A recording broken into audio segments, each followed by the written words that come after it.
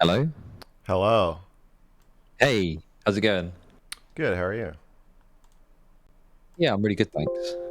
Um, I'm not sure what you want to do. I mean, obviously, don't come on cam, but if you wanted to, you could. It's up to you. Yeah. Oh, yeah. Yeah. Yeah. Bring me on. And I can put you up on the screen, and it'll be a bit, will be Jedi mind tricks work with me? I'm not on camera. What do you reckon? Yeah. Okay, Yeah. that Bring was me very on. okay. Right. Um. So if you turn your camera on, it should pop up hopefully. Okay. Cool. Uh. Yeah. Hey, there you go. You have to imagine Hello. what I look like, okay? Okay. Yeah. I was gonna ask you about your anonymity. Is it Yeah. So anonymity? yeah. Basically, when I first started doing this, so I've got three kids, right? Um, Oh. Okay. I didn't know that.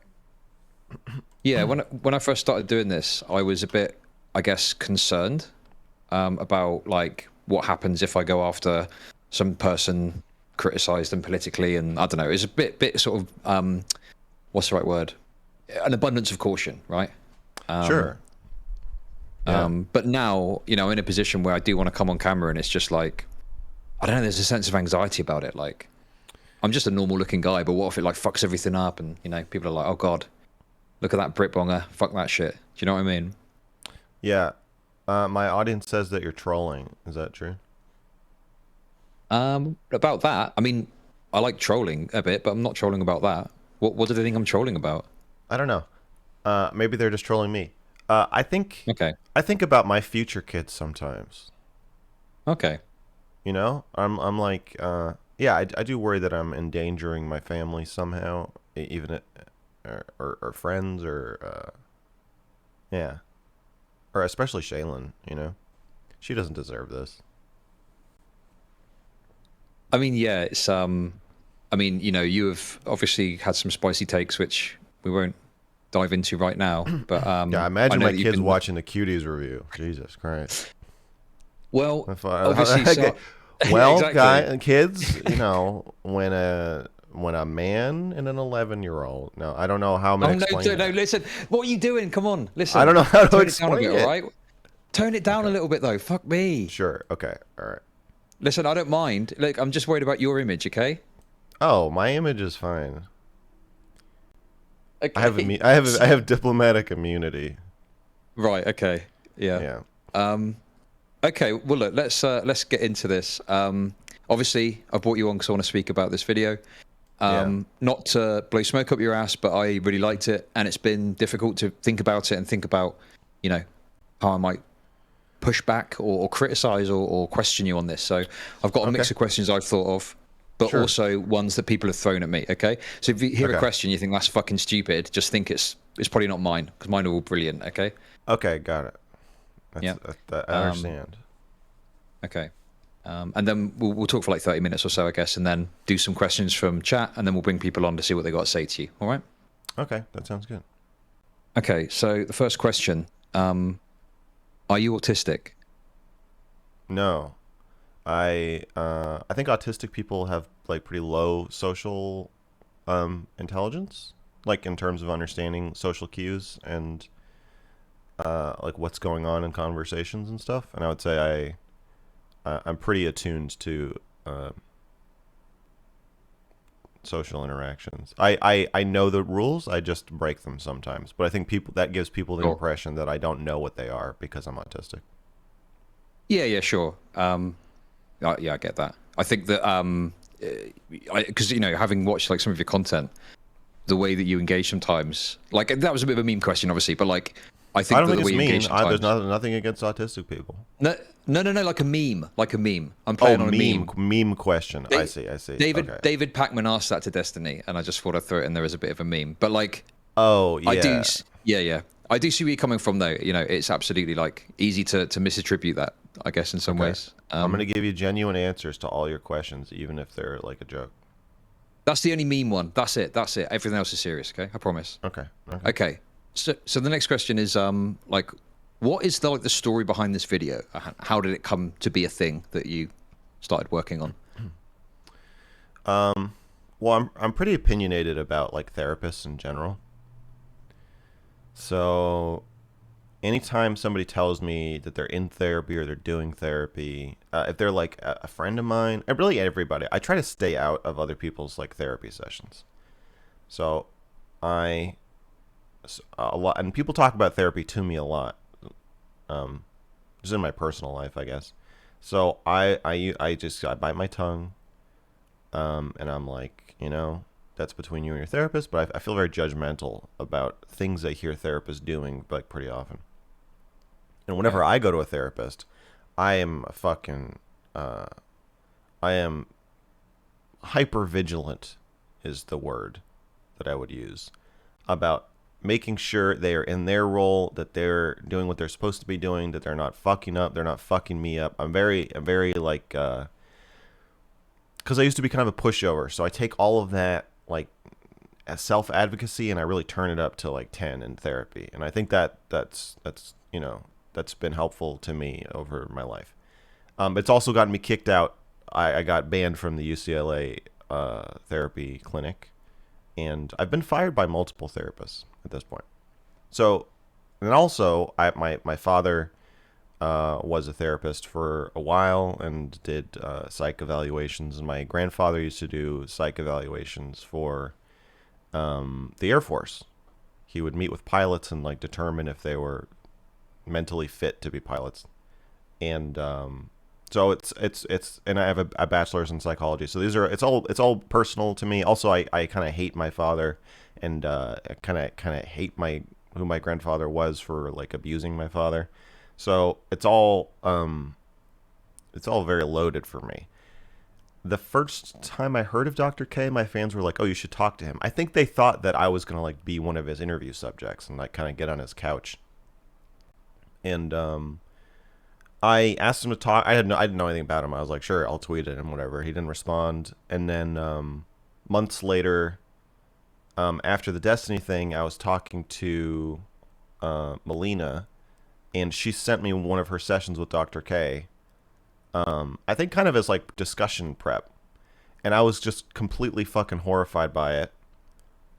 And and then I knew that Destiny had compared me to his friend Reckful, who had committed suicide, and then I found out that Reckful had kind of launched Dr. K's career. It was like this like series of real revelations for Yeah. me.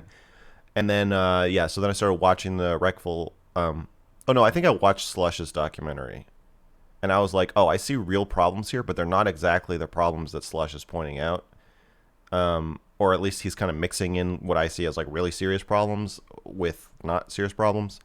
And so then I started watching everything, and my rage grew, and now we're here.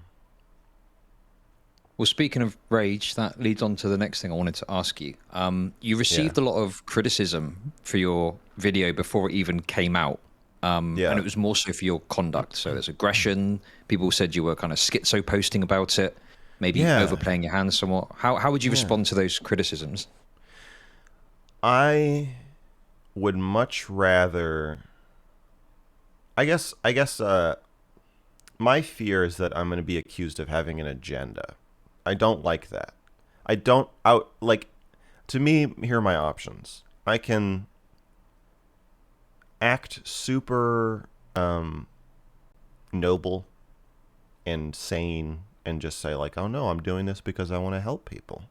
I just want to protect people from Dr. K. That's all." And kind of conceal all my personal motivations, which is what like, your average journalist does. And I guess they're supposed to do. But I don't like that because everybody has a personality and a past and scars and other motivations for doing what they're doing. So I prefer to be overly disclose like any other possible reasons I could have for doing what I'm doing, because I hate the idea.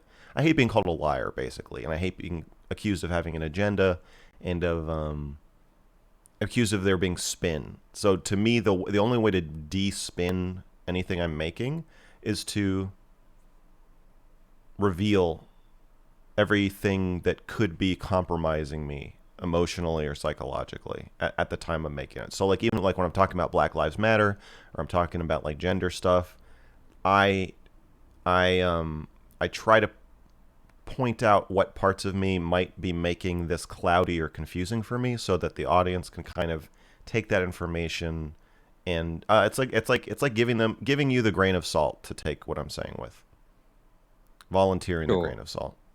Yeah. Okay.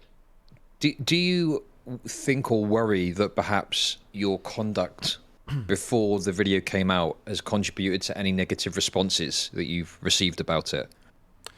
I don't worry about it. I think it certainly has. Definitely, people have said. I mean, yeah. Even people in like the Healthy Gamer subreddit, they're like, the video's good, but like the way he's handled himself about this has been really awful and horrible, and he's nasty and mean and attacking. I don't think I've been really that mean. Um, I think I've been emotional. I think people aren't used to the combination of like kind of very serious criticisms being leveled at somebody and kind of like unbridled emotionality about it and disclosures about like your own parents and upbringing that might be leading you to be freaking out. But and so I can see why, kind of back to the autism question. I think that usually when people make those kinds of disclosures about themselves in a situation like this, it's because they were not able to hold in their feelings and they have an outburst.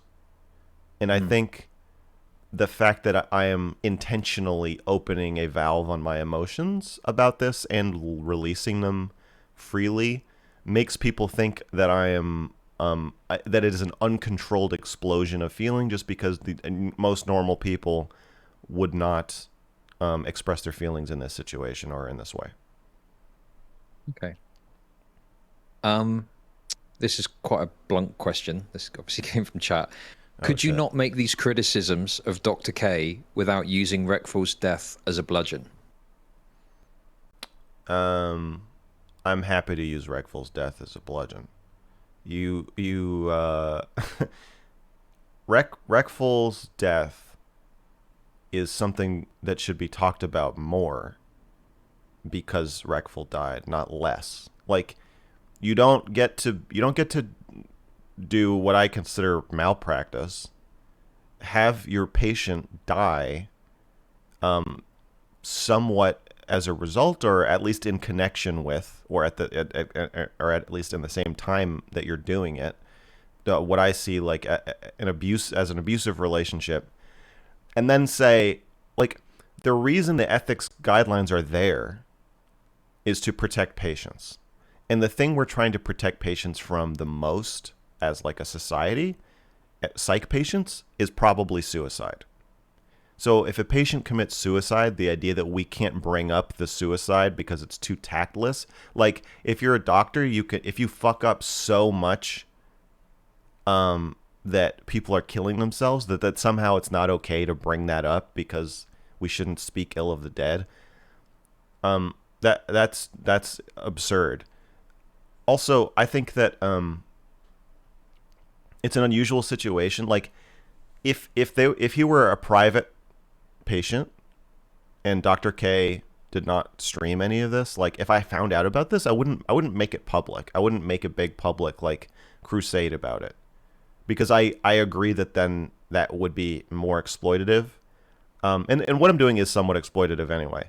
But the fact that the sessions were done publicly, I think makes it so that the counter criticism and response has to also be public.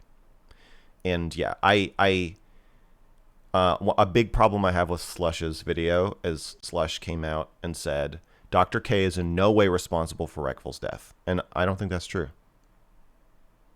I don't think he gets to Yeah. I don't think he gets to use him as a shield. Well, the funny thing with that video is he said that, but then he like made very like specific claims about this reincarnation thing, and it was Yes. like that doesn't seem to be the worst thing of it anyway, right? I don't know. Yeah. I think he just pussied out basically, Okay. and so basically, So the defense of like, oh, you're using Reckful, like he's like, fuck you. No, I don't think that's true. I understand that it feels exploitative, and I feel kind of weird talking about him, but I think a man is dead, and Dr. K has to be held accountable for whatever part he may be responsible for. Okay. Another thing I just thought of off the back of that is one critique I've seen is that you don't know enough about the Reckful situation. You're misinformed. You've not looked into it enough. So you are acting on bad information or lack of information. You don't know the full details. How do you Yeah, respond so to that? it would be like saying, yeah, you've seen the tape of Derek Chauvin kneeling on George Floyd's neck, and so you might think that's bad police work, but you don't know about their relationship. You didn't see the offline sessions that they had. It doesn't fucking matter. Like the ethical rules are such that your conduct in communications or sessions with the patient, if they break the rules, the idea that, oh no, there's other conversations that somehow mitigate or add to this is just not true. That's just not how it works. Like, you can't fuck your patient and then say like, wait. We had a phone call that makes this okay. No. And similarly, the boundaries broken are not as easy to see, not as like overt as having sex with your patient, but they are just as damaging. I'd say actually they are as overt. They're just not as visible. But they're just as damaging, if not more, just as confusing and just as destructive and dangerous to the patient. So it doesn't matter what else happened between them. Okay. They're on camera on their 5th meeting together, and Dr. K is telling him, I don't know if I want to be your friend or your doctor. That's abuse. You can't do that.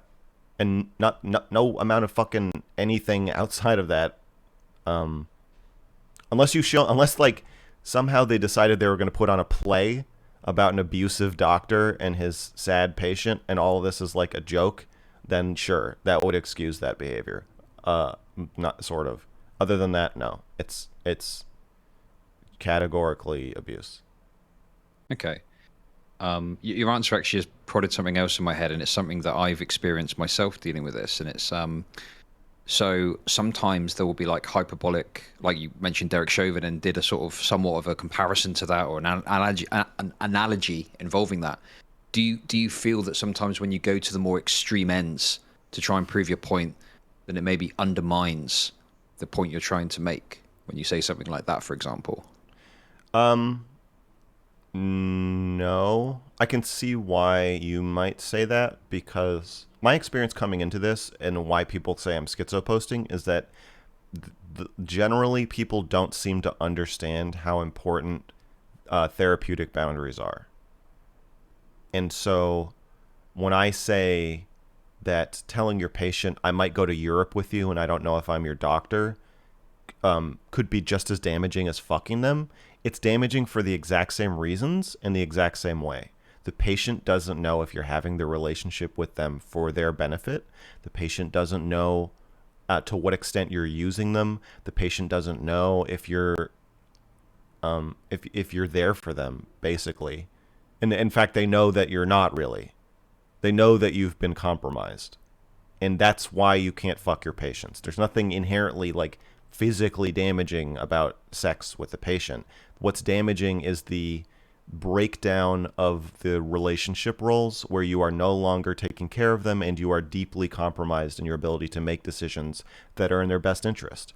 And when someone tells you that they're suicidal, that they have been hospitalized before, that they are taking 2 grams of psilocybin daily, and you continue to have this blurry public relationship with them where they desperately are probably in immediate need of medical or psychiatric care, and you're stringing them along and abandoning them publicly, that is wrong in all of the same ways as having sex with a patient. Okay. So I don't think it is really hyperbole, basically, is my response. But okay. I can see why it would feel like that to people who are not as familiar with these rules. Okay.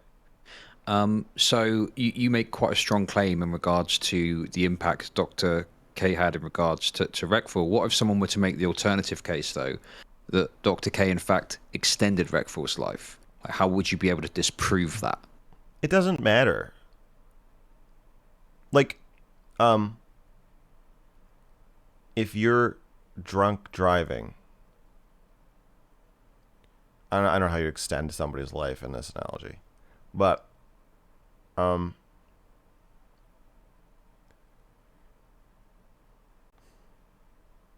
okay, say we're in a car together and I'm drunk, all right, and I told you I'd give you a ride home, and you didn't know I was drunk, and I crash, and you die. But it turns out that had I been sober, I actually would have crashed 10 minutes earlier because there's something that like flashed by the side of the road and I didn't see it. But if I had seen it, I would have swerved and I would have killed us both. But because I was drunk, I was able to, I missed it and it actually saved our lives. But then later, because I was drunk, I ended up crashing and killing us. So is it good that I was drunk? Like, no, there's a rule against it because it tends to cause harm. There's a rule against blurry relationships because it tends to harm the patient, and in this case, the patient is dead. So like it's like oh, I was doing surgery on someone and I dropped a donut in their chest cavity, but it bumped their heart and resuscitated them for a second. So actually, I'm in the right for doing this. Like, no, it's completely fucking unethical and wrong, and he's dead. So if you want to make the case that, okay, also,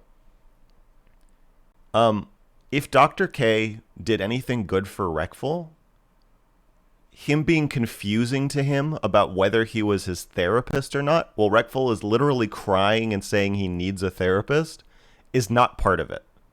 You can't make the case that that was good for Reckful. Telling Reckful that he was going to love him for 2 years and then abandoning him, that clearly wasn't good for Reckful. So, even if there were parts of it that happened to be good or enjoyable for Reckful, that is not really relevant to my argument. My argument is Dr. K broke ethics rules really clearly and in a way that is very clearly, visibly, directly harmful to the patient, and in a way that is defined by ethics boards as harmful to every patient, to the point where you're just not allowed to do them. And Reckful killed himself. That's it. That's my argument. Okay. Why'd you put so much faith and credence and like respect to the ethics rules of medicine? What's the reason behind that? I think they're, the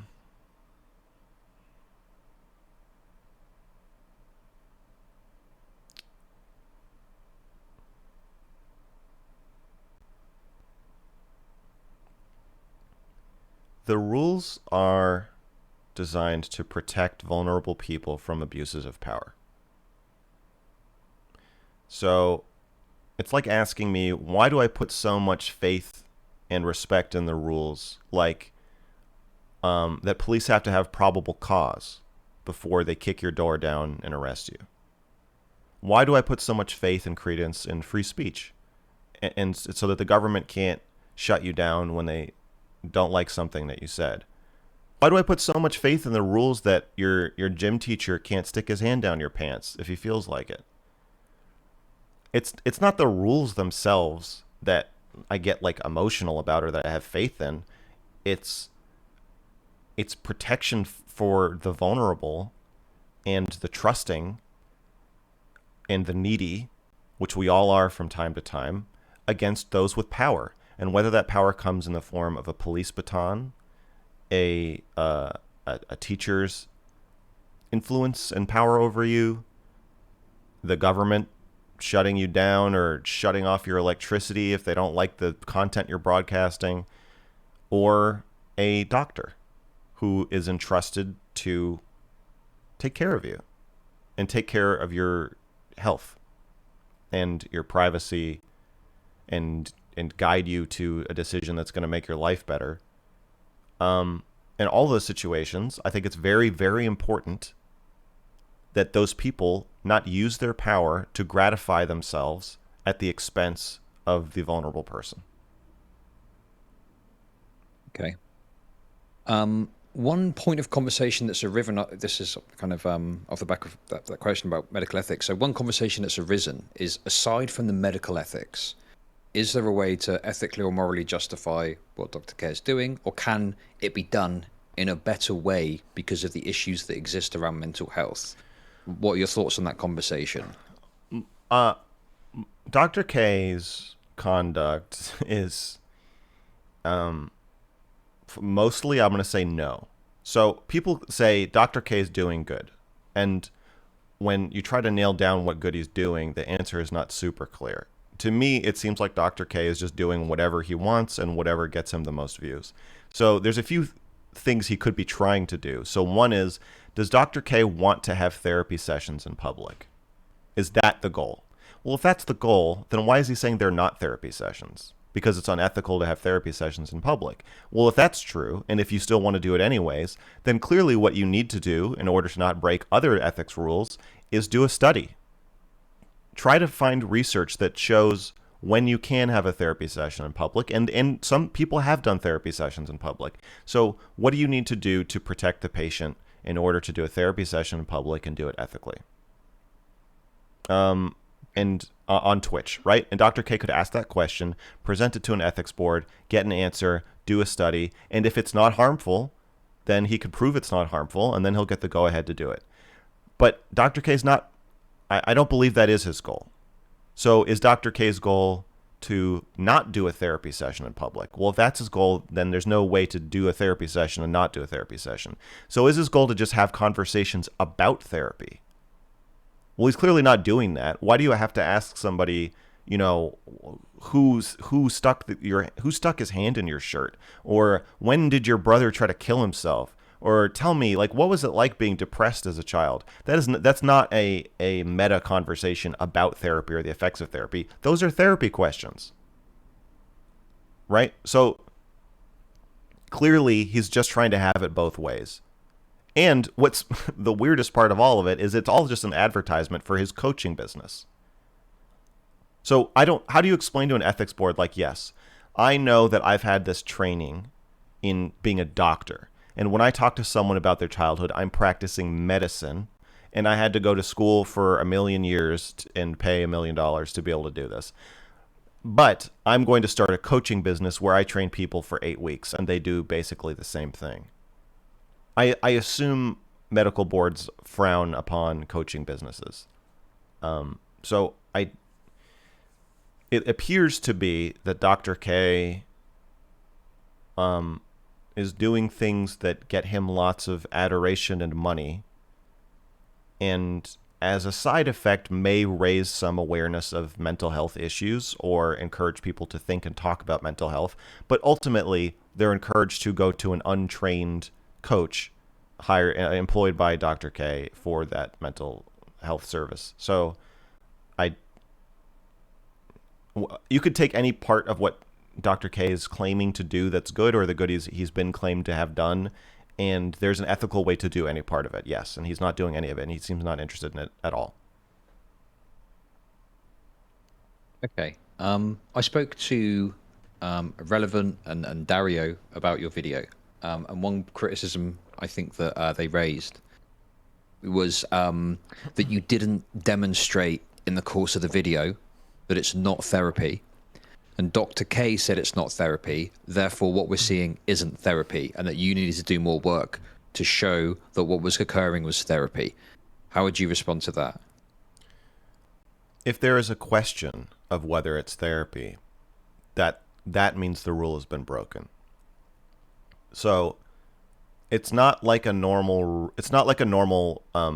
law or rule. It's not like a police officer isn't allowed to grope you, right? So if the police officer frisks you and it's clearly frisking, that's okay.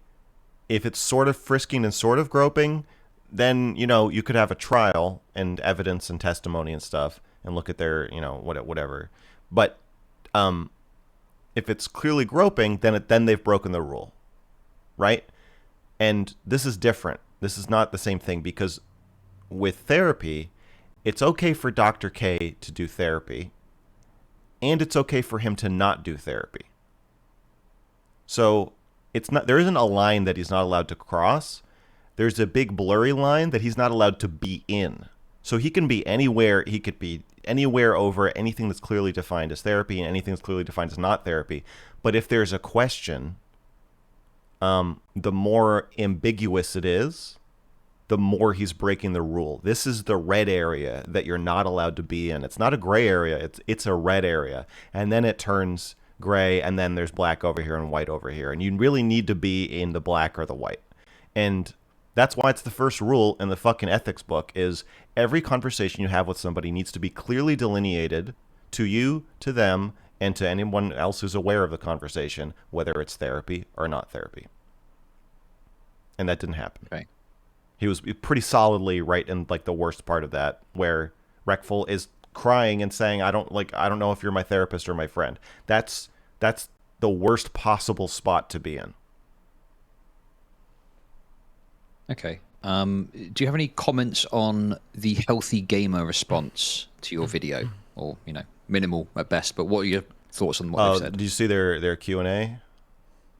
I did, yeah. So they did something on stream, and then there was a Q&A in their Discord, right? Yeah. Yeah. What do I think of their response? I think it's telling that they have not said that I'm lying.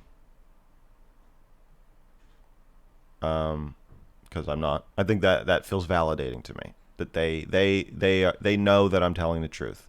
It's a classic non-denial denial, where somebody says you're having an affair, like a senator, what do you say to the claims that you're having an affair? And he says, oh, that's what an absurd question. Why aren't you talking about Russia and Ukraine? Excuse me, and then gets on his helicopter. It's a non-denial denial. So there's nothing they say is actually about anything I've said. They've not denied any of the allegations I've made about Dr. K, his consultation with Reckful's friends just before his death, and his subsequent request that he not be talked about publicly in connection with that. And there's no it's just PR speak about how they're committed to blah blah blah blah blah, but there's no response to, like, why are you engaging in these blurry relationships? And Dr. K's on camera himself saying, I'm breaking the rules, I could lose my license for doing this, and I could get sued. So the only argument you can make there is to either discredit me, which is what they're doing, and saying that I'm nasty and have an axe to grind, or you can say, yeah, we broke the rules, but like we don't care, which I guess is the implied argument they're making. But it's not a real response. But I don't really blame them for that, because there is no response. Like, it's open and shut. They broke the rules. Every professional who sees this is going to know they broke the rules. And Dr. K himself knows the rules and said he broke them on camera. So I don't really know, like, what else they could do other than attack me. I think the responsible thing for them to do for their fans is for Dr. K to turn over his license. Don't drag this out into a big fucking ugly proceeding where you're getting your fans to caretake you and console you, which is already happening in the Q&A. You can already see people saying, oh, we feel so bad for Dr. K. This mean Mr. Girl's making you feel so bad. And they're all trying to take care of him. And what's even sicker about this is not just a Q&A with his fans. These are clients. Everyone who buys his guide or his coaching services, I'm guessing, is in the Discord. So you have this big, weird, blurry, incestuous relationship between all these people. Like, I don't know who's a mod, who's a client, who's a coach, who's the owner of the business, who's Dr. K. Like, what role is he in? It's all a big fucking unhealthy mess that you would, again, not be able to do if you had licensed therapists and practicing real therapy. You would not be able to get everybody in a big Discord to do a Q&A on, like, the owner of the business possibly getting his license revoked. You wouldn't be. It's unethical to try to do that kind of damage control with your fucking mental health clients. It's just it's bizarre and weird, and I think that the best thing to do for the thousands of people that look up to Dr. K is to just gracefully shut it down, hand over the license, work with the ethics board to figure out what, if any, part of this you can continue to do ethically, and go from there. Okay. So now the video's been released and you're kind of looking back, considering maybe some of the responses, is there anything you do differently?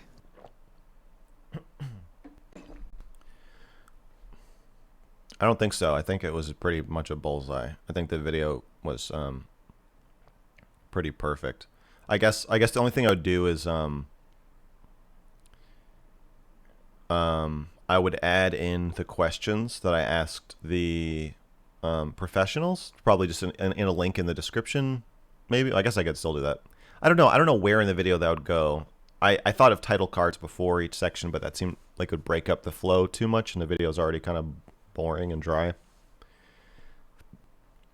No, actually, I think the video is pretty perfect. It's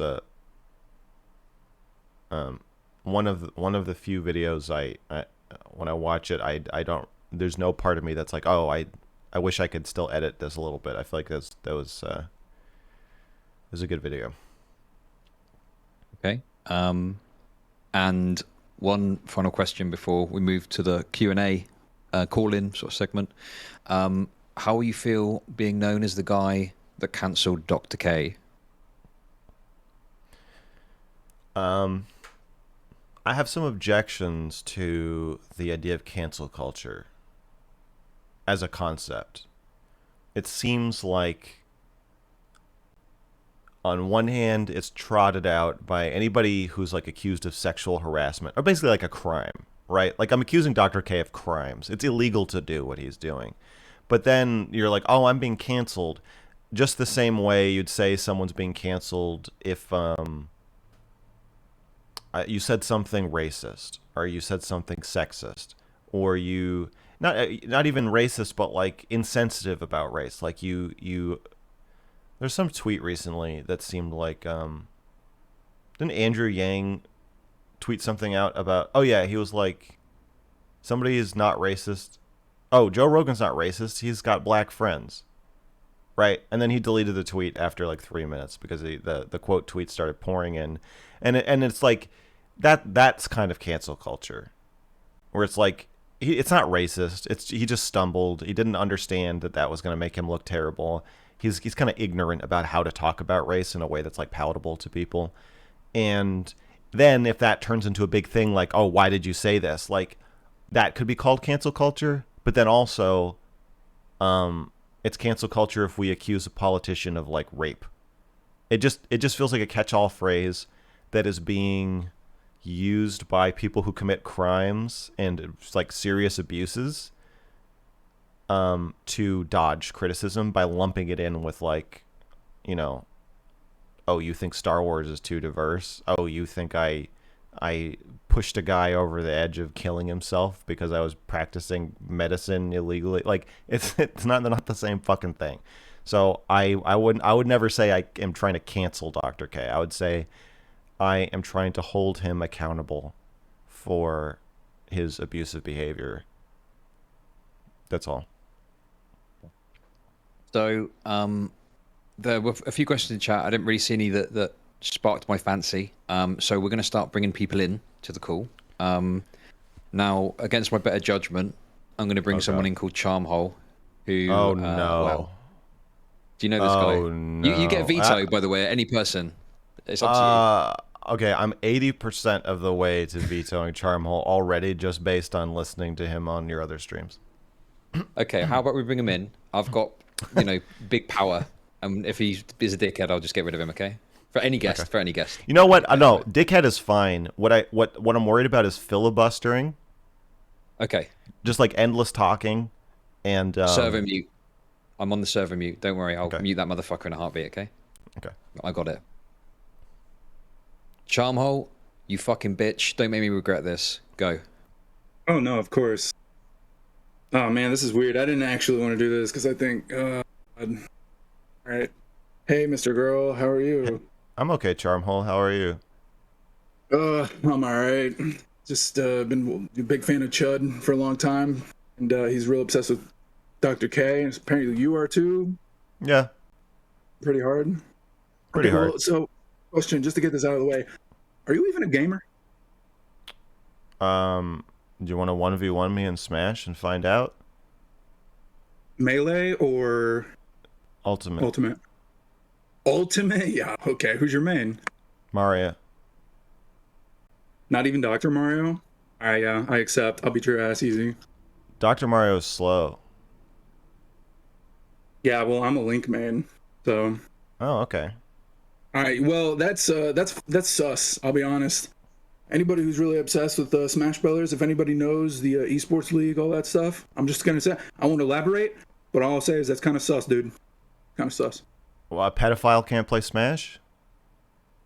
No, too many of them already do. If you know, because you've Well, heard of if this I have stuff, to right? give You've up heard if I of have the to give up pedophilia yeah. or Smash, I'll give up pedophilia and I'll just play Smash. Your words, fam. Your words, man. All right. All right. Well, so back to the Dr. K shit. Yeah. Uh, Yeah, well, just personally, overall, I do feel like I got to take a utilitarian standpoint on this. I think the guy's doing a pretty great job overall. Me personally, I don't respect him. I think it's all a very liberal way of trying to make yourself feel better mentally. But like the way you're going about it, it seems like you got a personal vendetta. It's like, what's going on? That you can't concede that he does maybe more good than bad? Like, I don't think that's an acceptable argument for medical ethics. so like what? You want to be like the If top it, health cop or something? Like, how many people has he interviewed online? 150, and he's probably done malpractice with all of them. Or had blurry relationships. Let's give him the benefit of the doubt. Let's say maybe 50 of those interviews didn't cross the line, but then he's not actually practicing medicine. So let's say 100 people that he did blurry okay. therapy relationships with, and only one of them killed himself. That Yeah, there's probably people waiting on Mr. Girl's end, so we've got a little pause champ situation. oh fuck yeah, I But have yeah, to actually. Oh, okay, I think we're good. okay. Well, I Um, feel like so. I just feel like this could go like one of two ways, right? Like, obviously, we could go into the efficacy of Dr. K and what he does, right? And specifically on Twitch, or we can go into like the much broader sense of like what does it mean to be ethical in the health department in capitalism, right? Under cutthroat neoliberalism within the Americas, right? More specifically, the Dr. Oz's, the Dr. K, Dr. Phil, like if you're gonna be getting your mental health check from big time people, like you just like you put on a podcast, like how many people get mental health uh, alleviation from just their favorite podcast, and they just that parasocial relationship, right? They're like, ooh, I feel like I'm a part of the podcast, right? Like I just don't. It feels to me Charmel, like it's very Charmel, I can't, boomer-esque I for you can't. to like hate. Okay, right, it's a Charmho, shut Sorry, go up. ahead. okay, a boomer-esque for me to want doctors to not abuse their patients. No, no, no, no, no. It's just I don't to think attack so. Twitch, to attack specifically a Twitch streamer who's attempting this when there's like much bigger fish to fry, right? Like, Uh, I don't accept your whataboutism. okay, well, let me try to focus it then. If we're not going to talk about that, then we'll just focus on the Dr. K stuff of Okay, him like one more specifically. question, and we're gonna move on because you're fucking tedious, Charmhole. I love you, buddy, but you're True. tedious. And yeah, true. I should have Okay, wrote go out on. my questions. Yeah, Uh, go on. yeah. No. So anyway, well, fuck. Now I'm blanking. Let's see, Mr. Girl. Yeah, Oh, why are you so obsessed with feasting on Reckful's corpse? Kind of fucked up, don't you think? because I'm a vulture.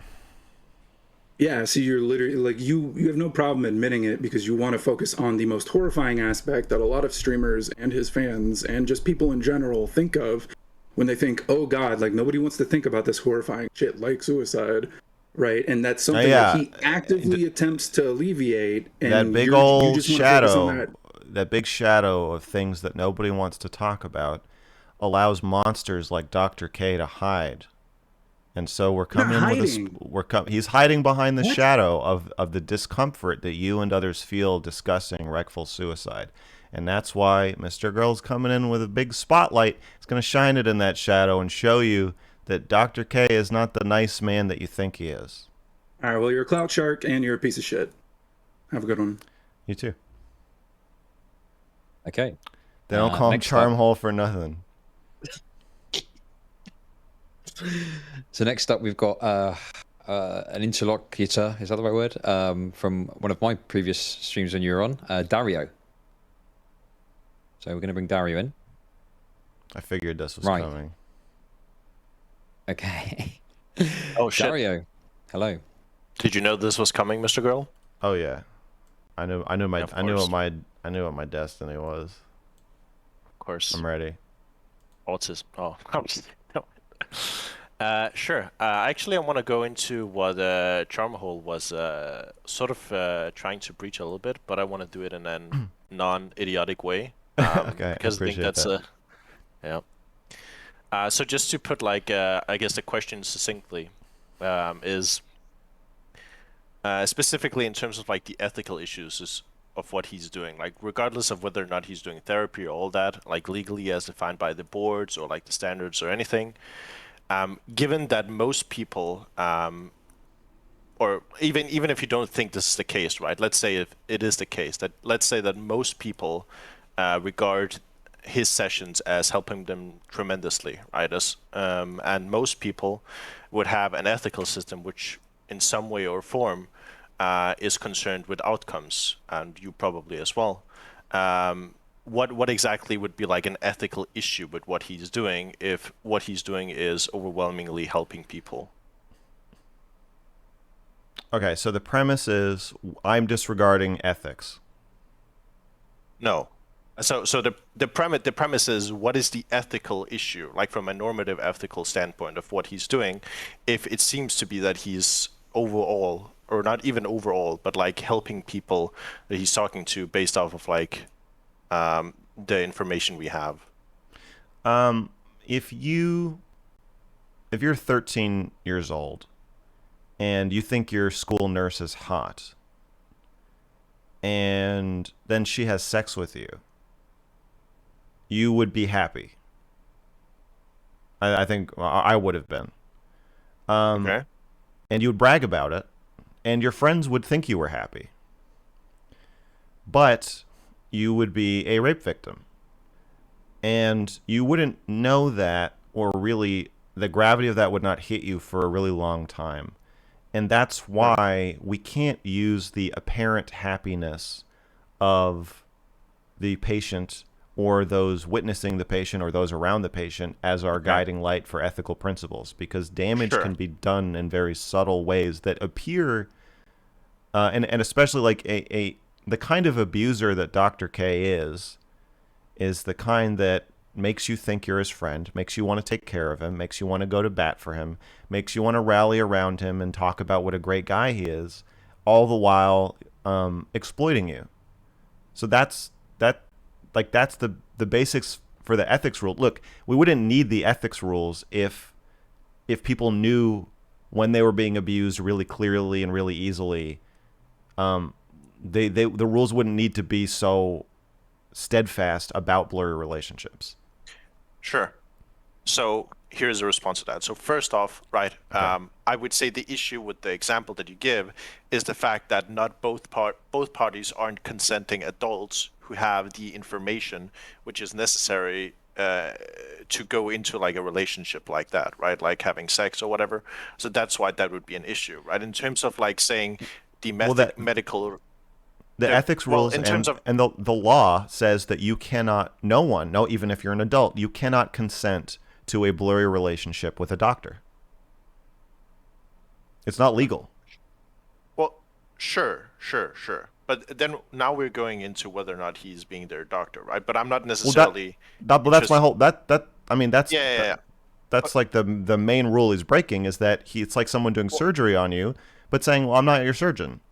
I'm not accountable in the way a doctor would be. I'm just gonna, I'm gonna remove a lump from your testicle, but I'm not your doctor, and I have no accountability to anybody as I'm doing this. Right, but sure, but like you are able to partake in medical treatments, right, with your consent from people who aren't necessarily like licensed medical people. Right, like this is a thing you can do oftentimes as a last resort. Like we talked about this in like a similar discussion around. Yeah, the Dr. patients K. aren't breaking the law. As a medical professional, you are not allowed to do a medical procedure on somebody who is not your patient, unless there's an emergency situation, which this does not fit into. Well, sure, but it might, right? No, The reason, no. You can okay, do triage on some. You can if you're a doctor in a restaurant and somebody gets shot, you can do triage on them. This is not that. This is 150 therapy sessions done in blurry relationships, premeditated for no fucking reason other than to enrich himself. No. Okay. Dr. K is breaking the law if he's doing therapy with somebody who's not his patient. Okay.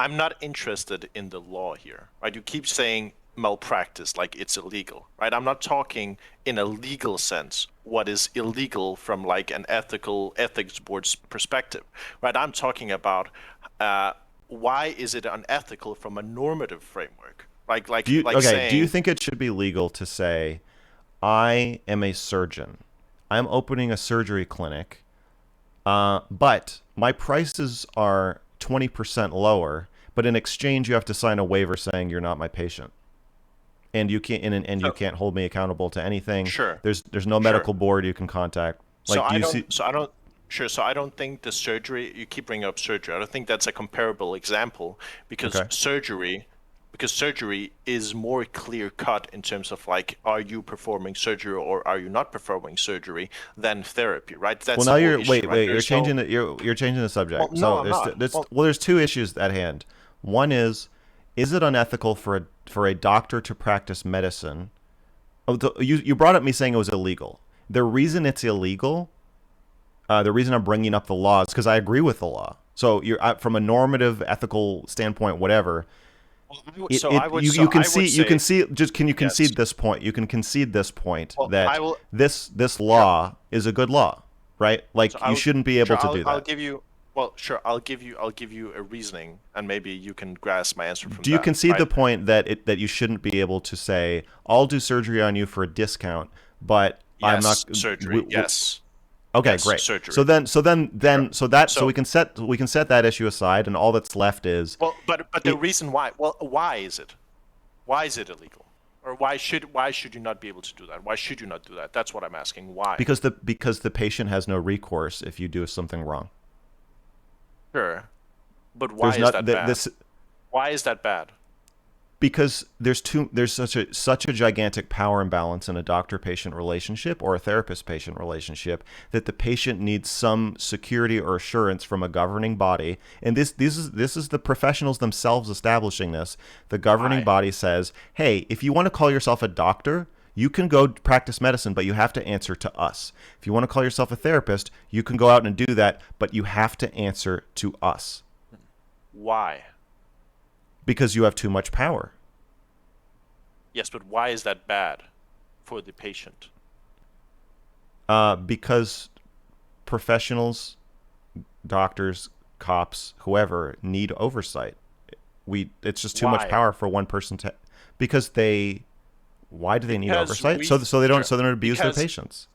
Sure, sure, but why is that bad for the patients? Because we are concerned with the outcomes for the patients, right? Like we think overall we want to increase the outcomes for the patients within society, right? That is why these rules exist fundamentally, right? And what I'm saying is, if we see something that Dr. K is doing, and we ask, well, is it therapy or is it not therapy or whatever, right? Well, what we should be concerned about is, well, what are the outcomes of the people he's talking to, right? And I don't think it's comparable to surgery. So if you fuck do you think it's okay to fuck your patients, or do you think it's okay to fuck kids? If the kid, wait, hold on, let me finish. Why isn't it okay to fuck kids? I can just say no there. I Why? don't Why? No, from a utilitarian standpoint, why isn't it okay to fuck kids? Sure, because kids can't consent. So, what if it doesn't harm them? Well, they don't know whether or not it harms them. We don't know till much later. Well, even in the moment, but yeah. What if there's a kid So, you wait, know? so What I if can- so what I if there's can- a kid? I Wait a can second. answer. Wait a second. Wait a second. What if there's a kid who is not harmed? Does that make it retroactively okay for someone to fuck them? No. Okay, so it's the same fucking question. Well, Yes, no, there's it's not. probably I- there's well- probably a rare case where you can break ethics, medical Well, ethics no, with a patient, because and we're- well, hold on.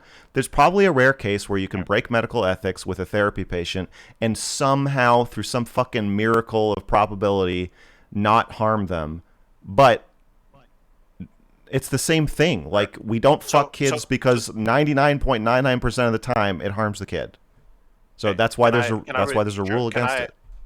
Can I respond? Because this is the analogy you make also. I have a response for that, right? But I have to get it out, like, instead of you cutting me off. Okay. Okay, go ahead. So it's fundamentally the same as the analogy you gave with like a dentist like breaking one patient's teeth with like a sledgehammer, but he did okay with like the 99 others, so therefore it's fine, right? The response there is that we say it is ethically wrong to break their teeth with the sledgehammer because that is never going to produce the outcome that we want for that patient, which is their teeth being fixed. Right? It's the same as saying, would it be okay for a dentist to drop a nuclear bomb on a patient in his room? Right? Like, there's no way that him dropping a nuclear bomb on a patient and detonating it is ever going to fix their teeth. Right? There's 0% chance. Right? But when we're talking about therapy, there are Wait, multiple. you're not responding to the statutory rape I am. argument. You're not responding to the I statutory. like. Okay, I'm I- ready for you so- to bring so- up the statutory rape. Sure. Go ahead. Sure, sure. So in terms of like raping somebody, right? Raping somebody is never going to inherently fix the issues that they're trying to get fixed, right? Right? Do you understand? So that's why it's never an allowed technique to be used. But when we talk about therapy, there are multiple different ways to approach patient and talk to them, Wait, which can help them. I thought we agreed that the rape was outside of the therapy, not a technique. Are you suggesting that part of Dr. K's technique is to tell somebody on the 5th session, I don't know if I'm your doctor or your friend? That's actually a therapy technique he's employing there? No. Okay, so then the analogy, I would bring you back and say, in this analogy, raping your patient isn't a technique. It's just something you feel like doing as, I guess, part of your service package or on the side. Like, it's not the things I'm accusing Dr. K of doing that are breaking ethics codes are not even within the therapy. They're not part of his technique.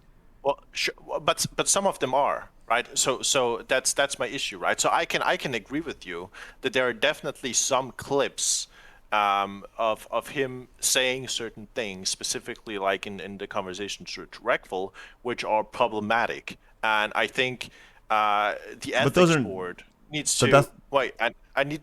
I think the ethics board needs to decide whether or not those examples are like warrant what kind of pushback, and I do think that he should be reprimanded in some ways, right? But that's not necessarily what I'm like telling him about. he's going to love him for 2 years.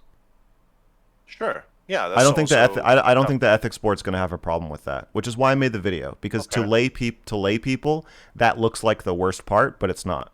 The worst part is I don't know if I'm your doctor or your friend. That's the thing that the ethics board is going to say. You know what? Fuck you.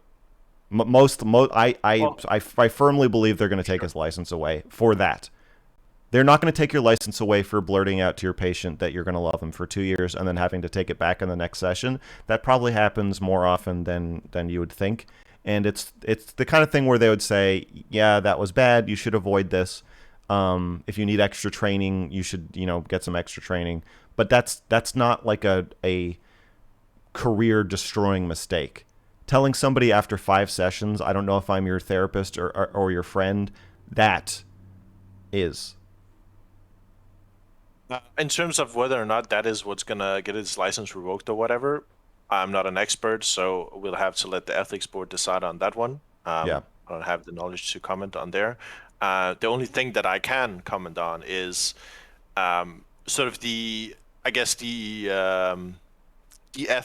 I hate using the word ethics because like there's different definitions of ethics within this conversation, right? But like the normative ethics of the thing he is doing overall, and not only with Rackful, but like his entire like healthy gamer GG thing, right? That's what I think that there's a broader conversation about whether or not like that is an okay thing to do. And when you talk to not so erudite, right, like she brought up stuff like, well, there are some specific legal things which could right now never allow something like therapy like this to be broadcasted on Twitch, right? Which are what I think some of them are just formalities, right? Like just that like from state to state you need to have a license in every single state, stuff like that, and you can't like talk to people like you have to refer them even though it's online, right? Like there's stuff like that which just seems to me like to be old, in some cases outdated rules, which we shouldn't really be concerned about when we're talking about whether or not he is doing good or like when he's doing problematic stuff. I guess, but you could also just go get licensed in the states you want to practice therapy in. I would say, But if you're doing it online, yeah, but people who do therapy online, as Avi said in the video, they just go get licensed in those states.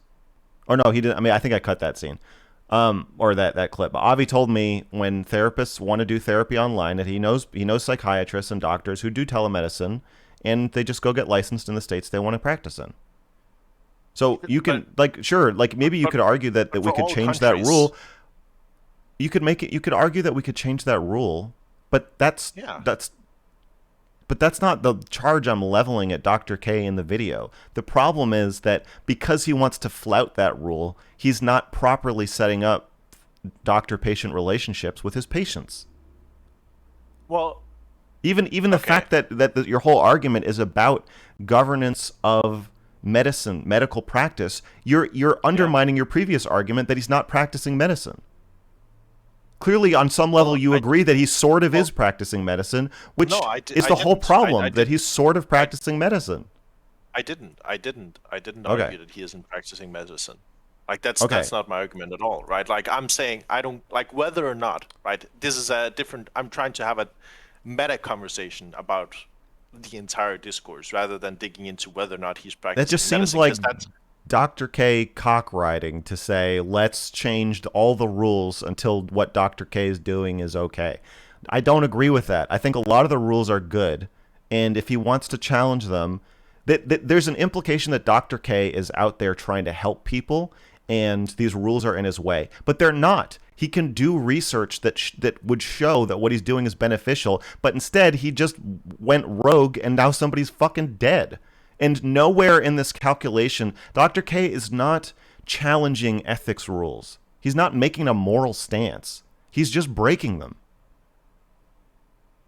Okay, so first off, I want to establish that I'm not riding Dr. K's dick. I spent 2 weeks before your video came out on Chud's stream talking to a bunch of different people, criticizing his approaches in terms of like the pseudoscience stuff, like all these things. Like I don't watch him. I actually think I think most of the stuff that he talks about that are like Ayurveda and stuff like that, I think that is reason for people to not watch him. I think overall, like for most people, like that's my stance, right? I'm just saying specifically about like therapy on Twitch as a concept and talking about these things. I think that's an important conversation we need to have in the future where things become more digitized. I think you are in complete fucking denial about what Twitch is. Twitch is inherently unhealthy. Twitch is bad for you. You shouldn't stream. Streaming is bad for you psychologically. The idea that Why do you participate in it? Because I am sacrificing my own mental health and stability in exchange for broadening my audience, for my art and making money. But streaming is not good for you psychologically, clearly. That is super obvious to me, even after only doing it for a few weeks.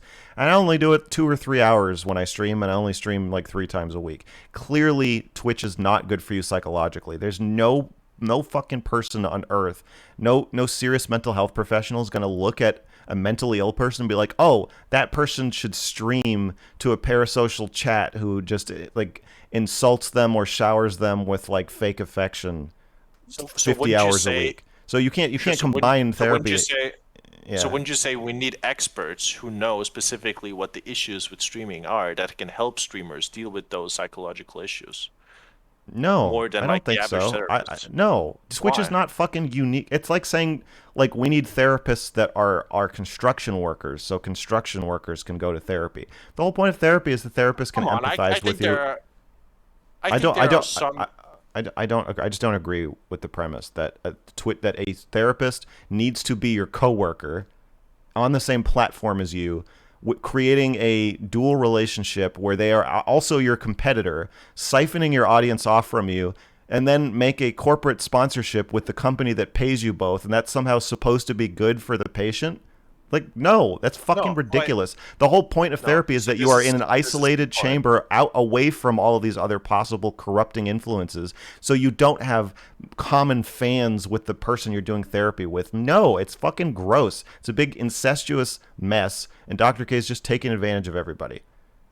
Okay, so this was not the point I was making, right? This was a response to what you said, right? You said Twitch is super harmful and like being a streamer is mentally harmful for people. And I think it Yes. is. I agree. I agree, Okay. right? I think it is in Okay. unique ways. What I'm saying is I think Yeah. it's useful to have people who know what that's like to help, who are also have experience and even professional knowledge and experience to deal with these issues, right? I think that overall is a good thing. Like I whether or not they understand. should be making money in that way, like whether or not they should be competitors, I think that's a different discussion. We might even find a lot of common ground there. I I'm would not big imagine. on waiting. Sure. I'm just saying, I think like from an out like from a normative view of outcomes, right? I think we can easily connect those dots as to why that would be good if we think that Twitch is something which should continue. Right? It Okay. shouldn't be shut down. All right. Well, I think we're gonna have to just agree to disagree here, because Okay. I just don't agree. Okay. Well, Okay. do you want to have Thanks other for- people chat or?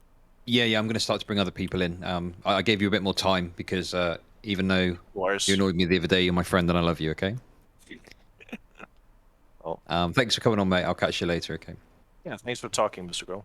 You too. See you later, Dyer. Okay. People are adding me to come on. I've got a kind of order in mind. I'm bringing on content creators. I want to have something a bit more, maybe chill. Kubits also made a video that was critical of Dr. K.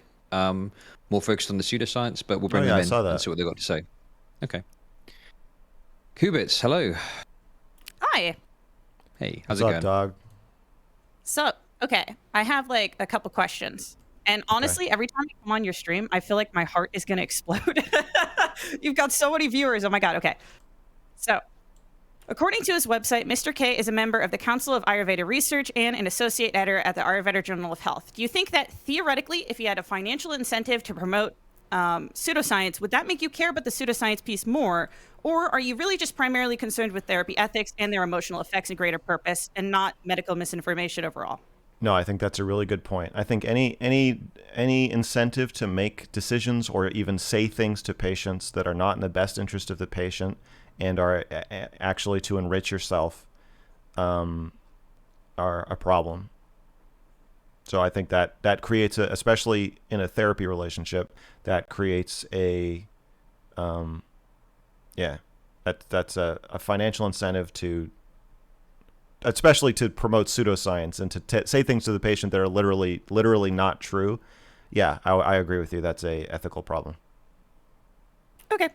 I agree with your commentary on catharsis and think that a good amount of people's defense of Mr. K seems to be more rooted in the reality, entertainment, television value of his channel. Regardless, people still say that his channel has improved their mental health. What percentage of his audience do you think gets real mental health help from his channel?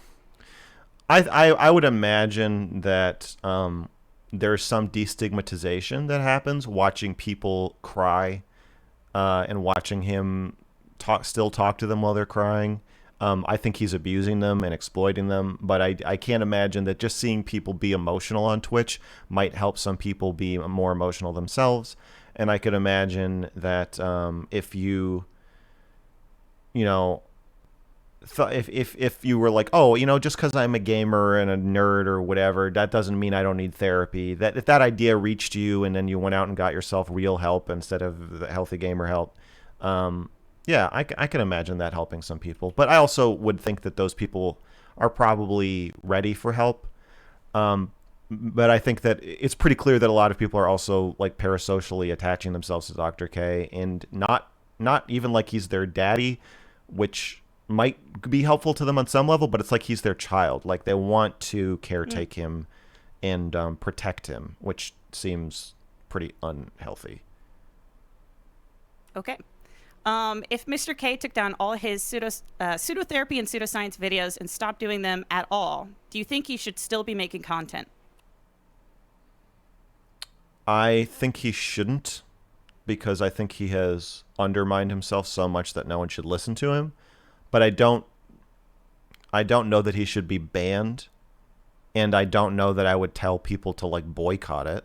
So I don't want him to make any more content, but I don't know that anybody should like stop him. Okay.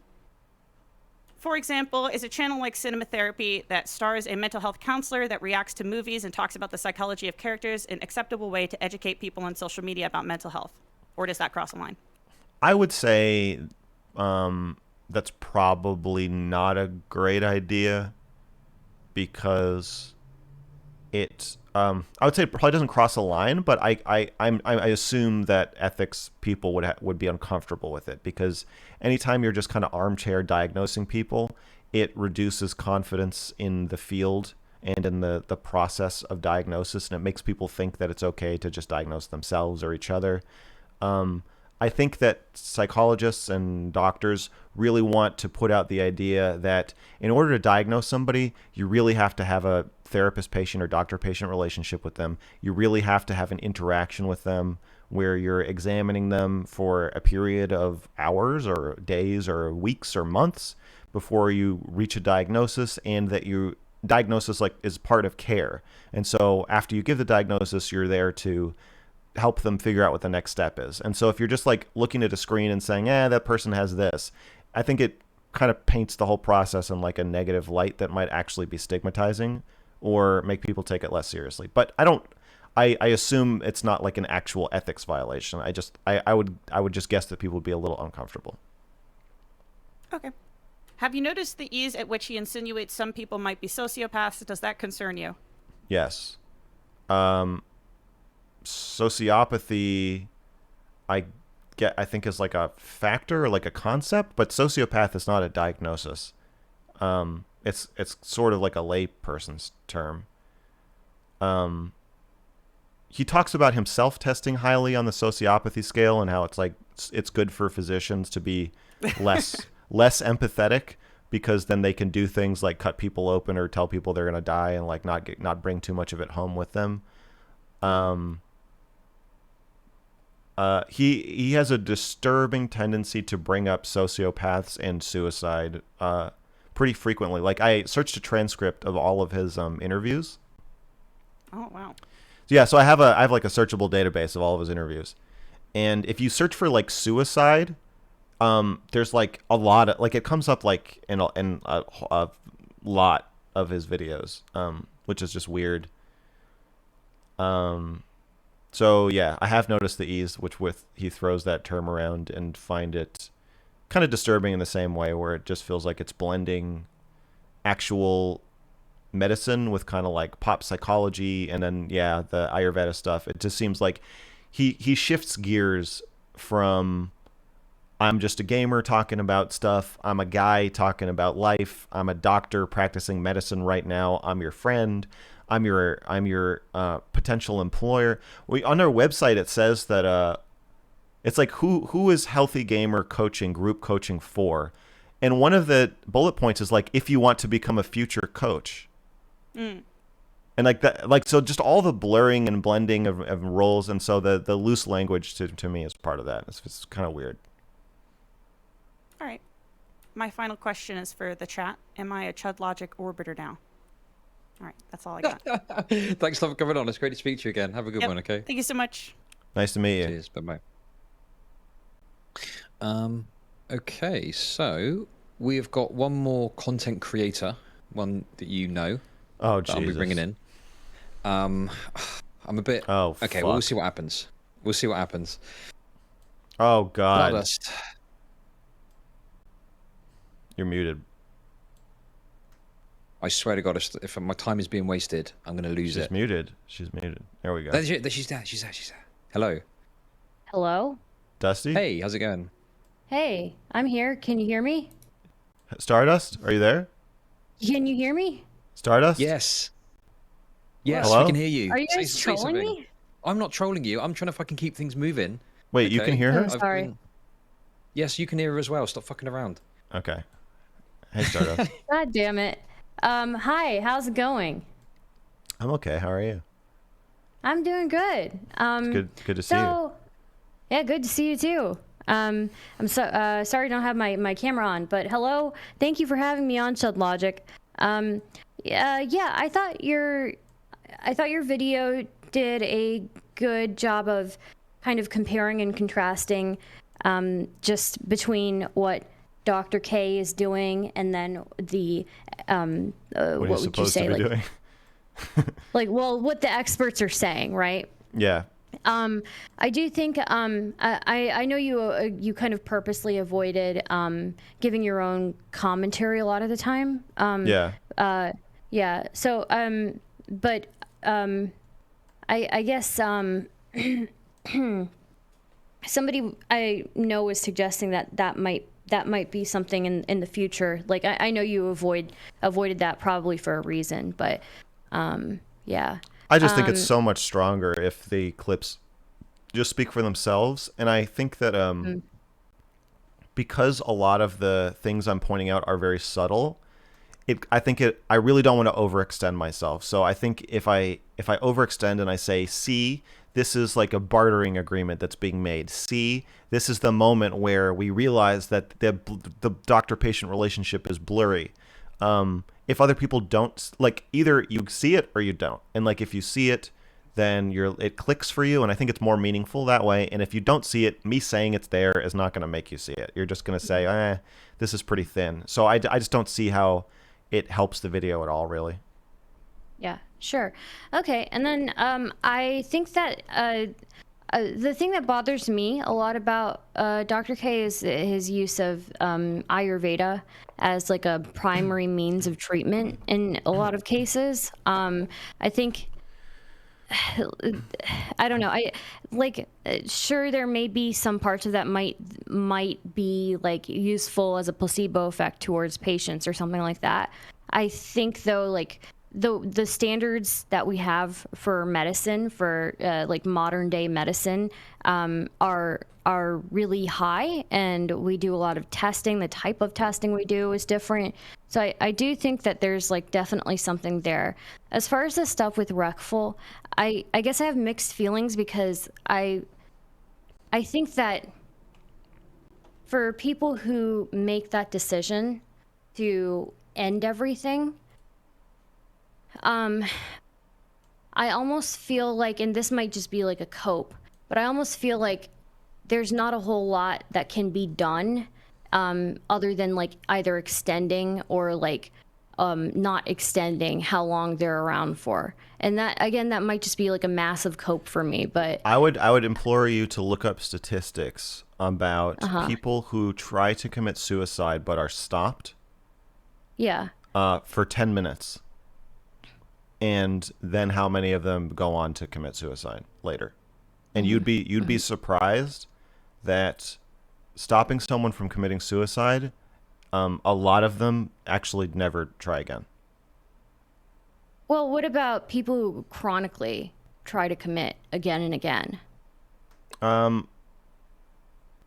don't know. Yeah.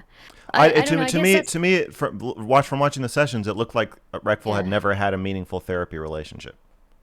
So to me, it looked like nobody ever even tried. Really? I think from what I remember of his past, and you guys may have already discussed this, but Reckville had a bad experience with a therapist in the past. Sure. And was, I believe, put in an institution, and that's why he was incredibly averse to actually seeing any therapists outside of Dr. K. Yeah. Well, yeah. Reckville's mother planned on making a suicide pact with him a year before he killed himself. So, to me, to do a little armchair psychology myself, Yeah. I get the sense that Reckville does not or did not understand that when you talk about killing yourself, a normal response, like his father wrote that essay about being suicidal and had Reckville edit it when he was 16. His mother talked about having a suicide pact with him after he had already tried to kill himself and been hospitalized. So my guess is that he did not understand that when you tell normal people who are supposed to be taking care of you that you want to kill yourself, that they actually are going to react really drastically. So he's probably surprised that his therapist didn't just say, oh yeah, let's make a suicide pact, or whatever fucking crazy thing he thought they might say in response to that. So I can see that would be like a slap in the face, and it would be very awful to be hospitalized. And it sounds like it obviously derailed that therapy relationship. But other than that, I never heard him talk about having a meaningful connection with somebody who wanted to take care of him on a long-term basis. And from the way he reacted when Dr. K offered it, it sounded like that was a life-saving branch that he was actually ready to grab.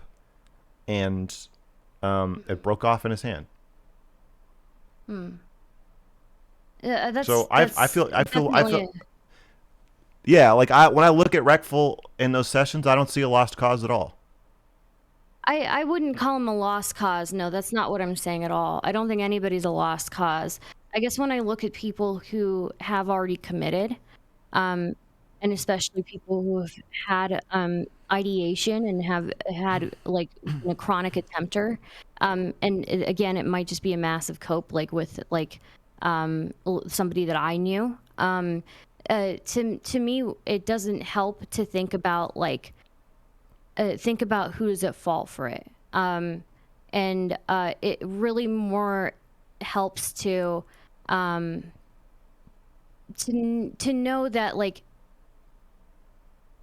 I don't know, that this person, if they were a chronic attempter, I'm not sure that there's much That's calling him a lost cause.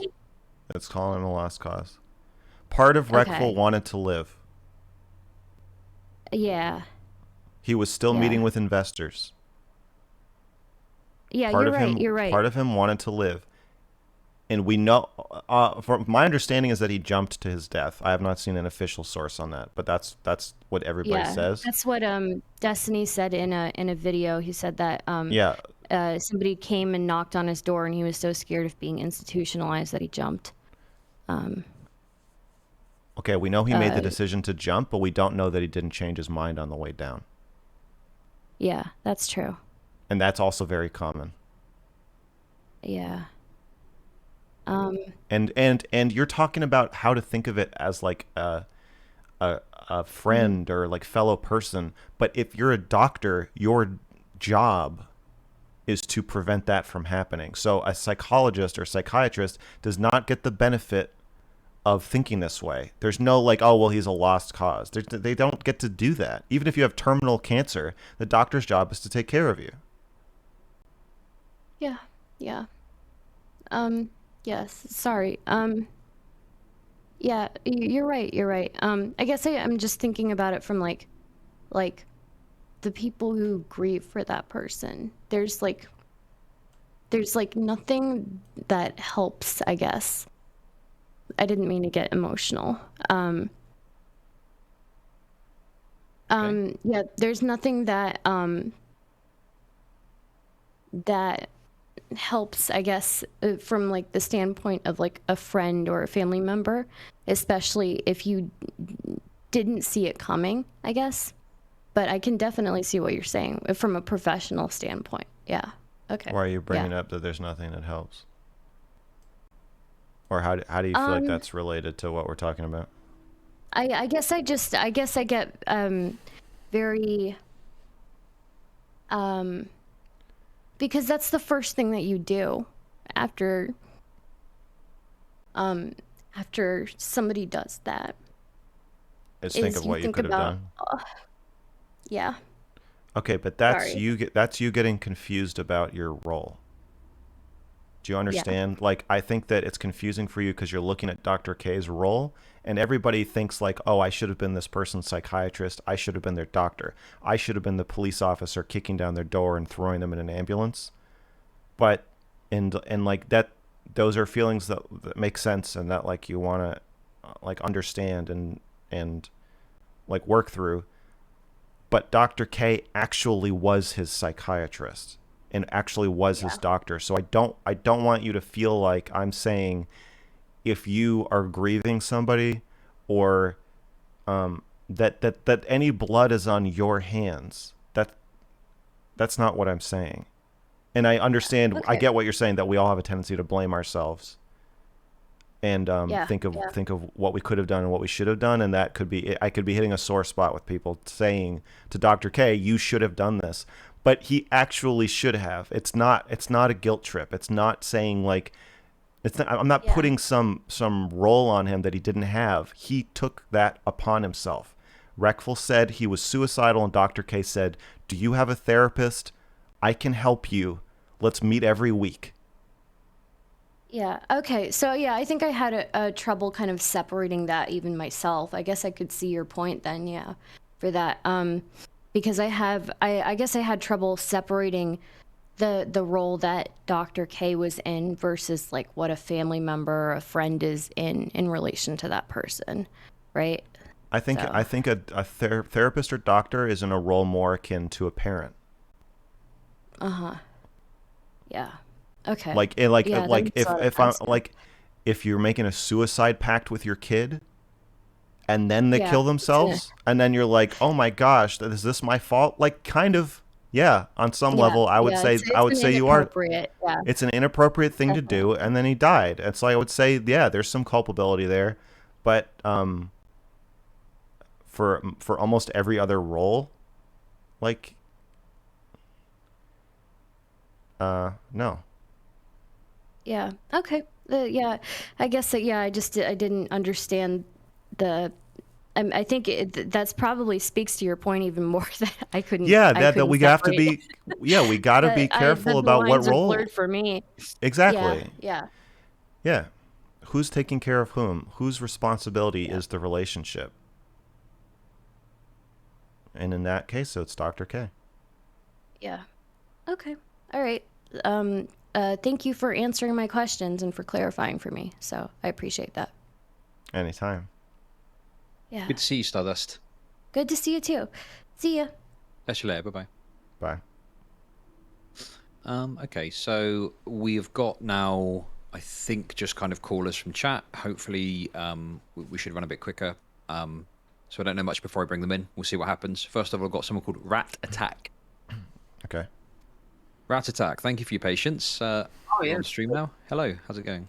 Hey, Chud. Hey, Mr. Girl. Hey. So I had a couple questions. Okay. I had kind of like a mean one and kind of a more happy, good one. Well, less happy, but nicer one. So I'll start with the mean one. Okay. Out of the way with. So you said yesterday that you were monetizing your video, the Dr. K one. Oh yeah, I'm at $100 so far. Oh, okay. It's not actually that much. So. Well, the problem is it got approved for monetization, then people flagged it, so it got demonetized for the first like 50,000 views. So I think I missed out on like $400 there. Ah, missed out on those Reckful bucks. Yeah. Poor taste. So that was kind of the mean question. So the other Is one that was a question? I was going to ask do you feel comfortable with monetizing it? Like, how do you really feel comfortable with monetizing the video on Breckful's death? Yeah, I feel comfortable monetizing it. Yeah, how do I feel comfortable? Yeah, like how explain that. I'm Why do you feel I'm fucking standing up for him. I'm fighting the battle that he didn't fight and that his family did not seriously fight. I'm fucking standing up for you, Reckful. I deserve more than a fucking $100. I should get $1 million and a Pulitzer Prize for this shit. I'm standing up for all the future possible Reckfuls too. I don't need the like. I know that if Reckful could see the video, he probably wouldn't like it. I understand that. But the same way that you don't like being thrown in an ambulance when you're suicidal, like at some point somebody has to come in and fucking stand up for you, even if you don't know that you need them to. If you don't know that you're being victimized, you don't know that you're in trouble. And yeah, I want to stand up for vulnerable people, even if they don't like it, even if they're mad, and I would love to be paid for it. And there's a button I can click, luckily, that allows me to be paid for it. So yeah, hell yeah, I'm gonna click it. Yeah, that's fair enough. That was kind of more of a question, kind of a mean question type thing. Based, I don't think it's mean. I don't have the same. I think that we need to kind of shed some of the stigma about talking about somebody who died, because if we are so afraid to talk about it, then yeah, you should be able to ask me that question. The same way I want to be able to ask Dr. K these tough questions and make these accusations, you should feel comfortable coming to me and saying like, hey, are you using this person? Are you profiting off of this death? Like, what the fuck? Like, I think it's totally appropriate for you to ask me that. I don't think it's mean. Okay, that's cool. Yeah, cheers for the answer. I appreciate that. No problem. So the other question I had was, the main thing I've heard about people, like the main criticism I've heard of the video is, you haven't done enough to prove that it was therapy. I think it's clearly there in the video, that you did prove that, the people thought it was therapy. I think the clearest example of that is it's both therapy and not therapy at the same time. So I think the clearest example for that is like at 21 minutes 30, I think is roughly, where, Rex was like, yeah, not therapy. Yeah, like yeah, wink man, and he a says nudge. it. Yeah, And exactly. I think Dr. K has like a clear obligation to, make sure that he believes that it's not therapy, right? I mean, even at that point, even if he convinced him that it's not therapy, it still is. So like, I think that's a good indication that there's confusion, but it's still against the rules to do therapy, even if the person thinks it's not therapy. You're still not allowed to do that. All right. So I was just wondering about your choice to, there was like little narration throughout the entire video. I think, as I said, like the main criticism I've heard is the fact that you haven't done enough to prove this. I think that like what 5-second window right there, if you just did like a red circle around that, I know that's not like part of your creative process or anything like that. Yeah, but you're saying that moment by itself kind of proves the whole thing. Yeah, like if you haven't established the doctor-patient relationship, then everything else is also an ethics violation. So if you can show that the foundation of the relationship is fundamentally unethical, then everything else, like, it almost doesn't matter. Yeah, I get you. Yeah. And yeah, it was pretty it was pretty telling from a lot of people's reactions to the video. I felt a lot of it was mostly kind of hatred towards you rather than the actual idea of what you're presenting. Another reason why I tried to stay out of it as much as possible, because I know my face. I do appreciate the. To some people, my face is like a swastika. It's like a big swastika in the middle of the video, and so like I'm like, I know my face has become a controversial symbol, and that's part of why the thumbnail I chose. I was like, I don't want to put my own face on this, and I don't want to put Dr. K's fucking face on this, and then it feels weird to put a picture of Reckful in there. So I was like, I think the most tasteful yet also kind of tasteless yet like poignant thing would be to show the empty chair. Yeah, no, it made for powerful like vision type thing. I think the whole video is really, really well made, I thought, but I think. Thank you. So yeah, no problem. But as I said, like the main criticism I've seen from everyone is, not enough was done to prove that. I disagree, but can't really do much to change the minds of people that No have worries. already made their minds up. Did you have any other questions? It's just you want to keep things moving along. Was there anything else you wanted to No, ask? Or no. Cool. That's enough. Cheers. Thanks for coming on. Cheers. Appreciate it. Cheers. Bye. Cool. Bye. Okay, so next up we've got SARS-CoV-2. SARS-CoV-2, hello. Thank you for your patience. What do you want to say? So I have two questions. One's a little bit more of a statement. Yeah, so I've heard you, Mr. Girl, talk, re-say it if you want. I pretty much, like, I agree with your video. I like the video as well. I think it's really well done. I used to be a really big Dr. K fan, and a lot of his videos and interviews helped me understand my own psychology quite a bit. Okay, so you're saying I said Dr. K is not helping people. You're saying that Yeah. he is, and you're asking me what my response is. I'm not even like, I think that he is helping certain people. I think other people are probably, I think like you said earlier, just sort of in that parasocial. Okay. Well, I think when I was weird talking about the relationship. hypnotizing thing, I meant when he's doing therapy, he is seems to be hypnotizing people in some way into feeling better right then, as an advertisement for how he can make you feel better. And I think that does make the audience feel better. But I agree and understand that he also has more educational videos where he talks about concepts that could be helpful to people. And it sounds like they were to you. And I think that's true. I feel like I've learned the most, and I think this is also kind of not ethical, but I've learned a lot watching the streams and almost kind of psychoanalyzing Dr. K and the people that he's talking to. And that was kind of the most helpful thing for me. But I don't know. I see what you're saying. Like if you're saying that even if what he's doing is unethical, there's something about the dissection of these people that you found educational. Yeah, and in a weird manipulative way. And you think I should acknowledge be doing it?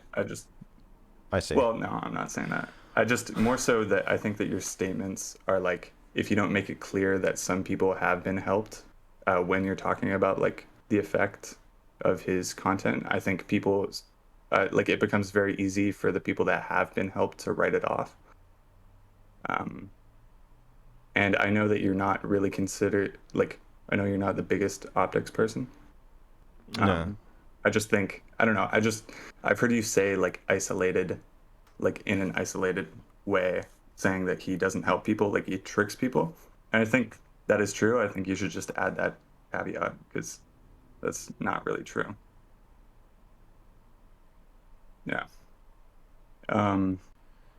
Yeah, And my I'm other not big on question- optics, but I do want the argument to land, and I agree that it undercuts my argument if I overextend it and say that Dr. K has never helped anyone, and that he's whatever, evil. Yeah.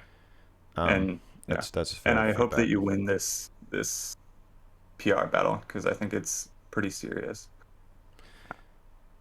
Yeah, I think that what I'm worried about is that the ethics board will go one way and then the audience will go the other, and I will inadvertently end up just doing more damage to people's faith in psychology and medicine and ability to get mental help. Yeah, that was actually my first thought because I was sort of on the side of Dr. K when I first saw your critiques of him, and then throughout watching some of your stuff, and honestly, I was just not educated on therapy ethics. So once I understood that, it made more sense. But okay, cool. So if you've got any other questions, or I think we're going to move on. Yeah, I just have one more quick question. Yeah, sure. Have you heard Dr. K's take on pedophilia? No, what is it? It's pretty much the same as yours. He's very empathetic towards them. I just thought it was interesting. That is interesting. No. Well, I'm glad we have Okay, something that's in it. common. Jesus Christ. Okay, thanks very thank you. much. All the Bye. best. Bye bye. Thanks. Right. Next up, we're going to bring on the Only Pans. Now, this person works for a research ethics board, and I think they reached out to you, but you didn't end up chatting to them. But I spoke to them at length, and they're an interesting person to talk to. So we'll bring them in, see what happens. The Only Pans, hello. Hi, can you hear me? Yeah. Yes. Okay, perfect. Give me 1 second. Let me just bring up some notes. I didn't respond to you. I remember you messaging me or something. You're in my Discord, aren't you? Don't worry. Yeah. Don't worry about that, man. I'm. It's a bit of a reach for me because, and I've repeated this many times in Chud's stream. It's a different type of review board that's Okay. reviewing what's going on with Dr. K. Right. So Okay. we regulate research while they regulate his medical license. Gotcha. But a lot of those things could overlap. So that's why I kind of wanted to chime in on the conversation. Okay. I have a couple of questions and then just some comments. And my first one was in regards to the informed consent section of your video. I kind of want to hear from you why you chose to look at that. It was a pretty large section, and what your issue is with informed consent. Yeah. I wanted to. What clips did I put in after that? So I it wanna- was the older gentleman talking about what informed consent Oh yeah, is and yeah. why I it's know that. important. I just mean, what example clips did I give? Oh. I want to show exact. Here, I got it in front of me. Informed consent. They're talking about it. Oh, it's just Rectful. The point I wanted to make is that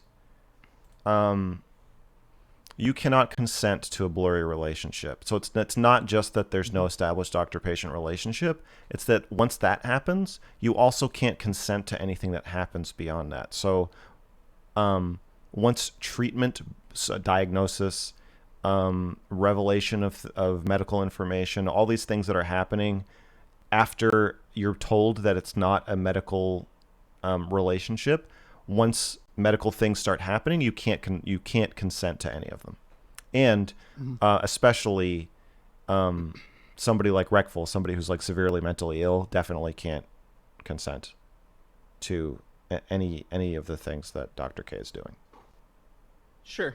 And I sympathize with that position. So like in research ethics, you obviously initially consent the patient or the participant at the very beginning. But there might be many cases where there might be what we call new medical findings, right? So different things that come up in the process of the research. And oftentimes you might have to reconsent Exactly. the participant. Or they might just say, hey, you might not be a good suit for what we're doing here, and so we're going to take you off of the research study. Yeah. So at the point where he starts telling him, "Oh, I think you might have borderline personality disorder," I can't think of a worse like combination of things. You would think that if somehow you had gotten the clearance to do this, which you would never get because of all the conflicts of interest, but if you did, and then you found out, you discovered through talking to the person, oh, you're suicidal and you have borderline personality disorder, that at that point you would have to reevaluate what you're doing instead of just plowing through and telling the person like, oh, I'm going to tell you in front of thousands of people that I think you might have borderline, and I'm going to start treating you as though I think you do. There's no way he can consent to that. Yeah, I agree. And this is my personal opinion, obviously somewhat influenced by my professional opinion. I think Yeah. at that point he should have stopped. Well, he and probably should shouldn't have gone a started in different the way. first place, but he should have extra stopped at that point. Yeah. Well, that's a separate question that I have later. But yeah, no, I agree. Another thing that I think the Dario person mentioned, and I've seen it in chat. People keep saying that, hey, it's two adults who agree to like participate in these conversations. Like if Rectful or whoever consented, like that's fine. They're adults. But informed consent is much more complicated than that. Personally, I think. I mean, just imagine, chat, how many decisions you've made that were informed that ended up being bad for you, or a bad outcome ended up happening, right? So now what's happening is that there's a challenge between respecting a person's autonomy to consent to something, and beneficence and maleficence, right? So promoting their well-being Yes, and exactly. diminishing any harm. And Right. so this happens a lot, especially with like trauma patients who present to the ER. They might not be able to consent at the ER because they've just gone through some traumatic thing. And so there are certain mitigation plans and guidelines to interact with that. So it's not as simple as like, oh, this person's an adult, they know what they were getting themselves into, and that's that. It's much more complicated. So just wanted to say that. Let me see. Oh, well, what do you think is the main contention that Twitch viewers have with this whole issue? And do you think it's important? Like if that makes sense. Like, why are they defending Dr. K? Well, what do you think the main issue most people have that bring, like the main question? Like if you were to like poll, The main like, question what's the biggest issue? to me? Yeah, Like the or with biggest average. just with the whole Dr. K thing, just the whole Dr. K thing. Are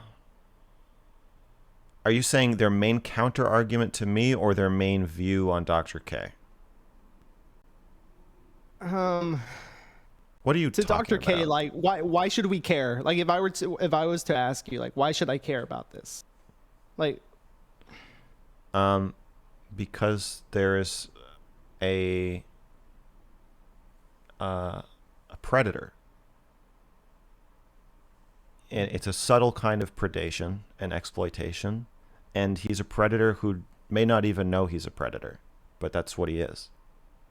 He's exploiting people, and he's using people, and he's doing it in a way that makes them think he's helping them, and it gives the appearance that he's helping them, but he's not. And if you know enough about psychology and the ethics around the field, you'll be able to spot this immediately. And if you look, if you like Trump, then you think he's your friend and he's going to bat for you. If you don't like Trump, you think that he is brainwashing people and using them. And so if you like the whoever the leader is, it's very hard to see this kind of behavior. And when it's mixed with medicine and the kind of trust that you place in somebody who's doing medicine, and it's this one-on-one interaction, if you like the person, it's really hard to see because they're buttering you up. They're telling you what you want to hear, and they're enlisting you to act as a buffer. Right now, Dr. K is using his fans, who are also, in a way, his patients. By extension, his fans are encouraged to sign up for his mental health coaching. Coaches handpicked and trained by Dr. K. So in a way, he's not their doctor, but he's somewhat functioning as like a provider, a mental health care provider. And he's using these people. You can see Crudy in their Discord is whipping these people up to think I'm nasty, to go fight me, to be, not to go fight me, but to act as like a insulation. Like his fans are also the patients, are also the buffer, are also the children. It's all very messy and predatory. And so it's important that this is pointed out. It's not like EDP, where it's like he tried to go have sex with a third. Oh, EDP 445. You never heard of him? Maybe not. Oh. Wow, you've been living under a rock? Can you spell out the acronym? I don't know what it stands for. Oh, wait. Everyday pussy, I think. Okay. I think it's everyday pussy. Yeah, so EDP 445 was a hero to many. He, I think he said some like shady things about kids, and then somebody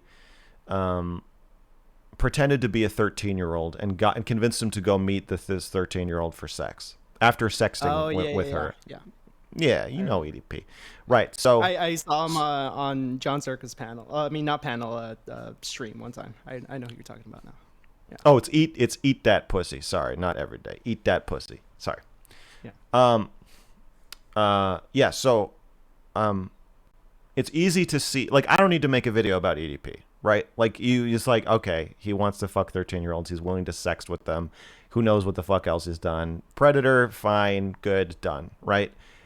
Dr. K is different because Dr. K to most people is very charming and very likable, and he seems beloved by almost everybody who knows who he is, either is on his side or very fucking reluctant to say anything against him. And I think, Chud, you're experiencing this too. Even people who seem to disagree with him or who you think would disagree with him are super fucking reluctant to say anything negative about him. Most people are pretty tight-lipped about him, and part of that is that he's very charming in a way that's almost threatening, because you know he's got this pull over all these people who are handpicked to be fucking mentally unstable and like needy. Like it's like an army of needy people who he can not weaponize, but who serve as a kind of protection around himself.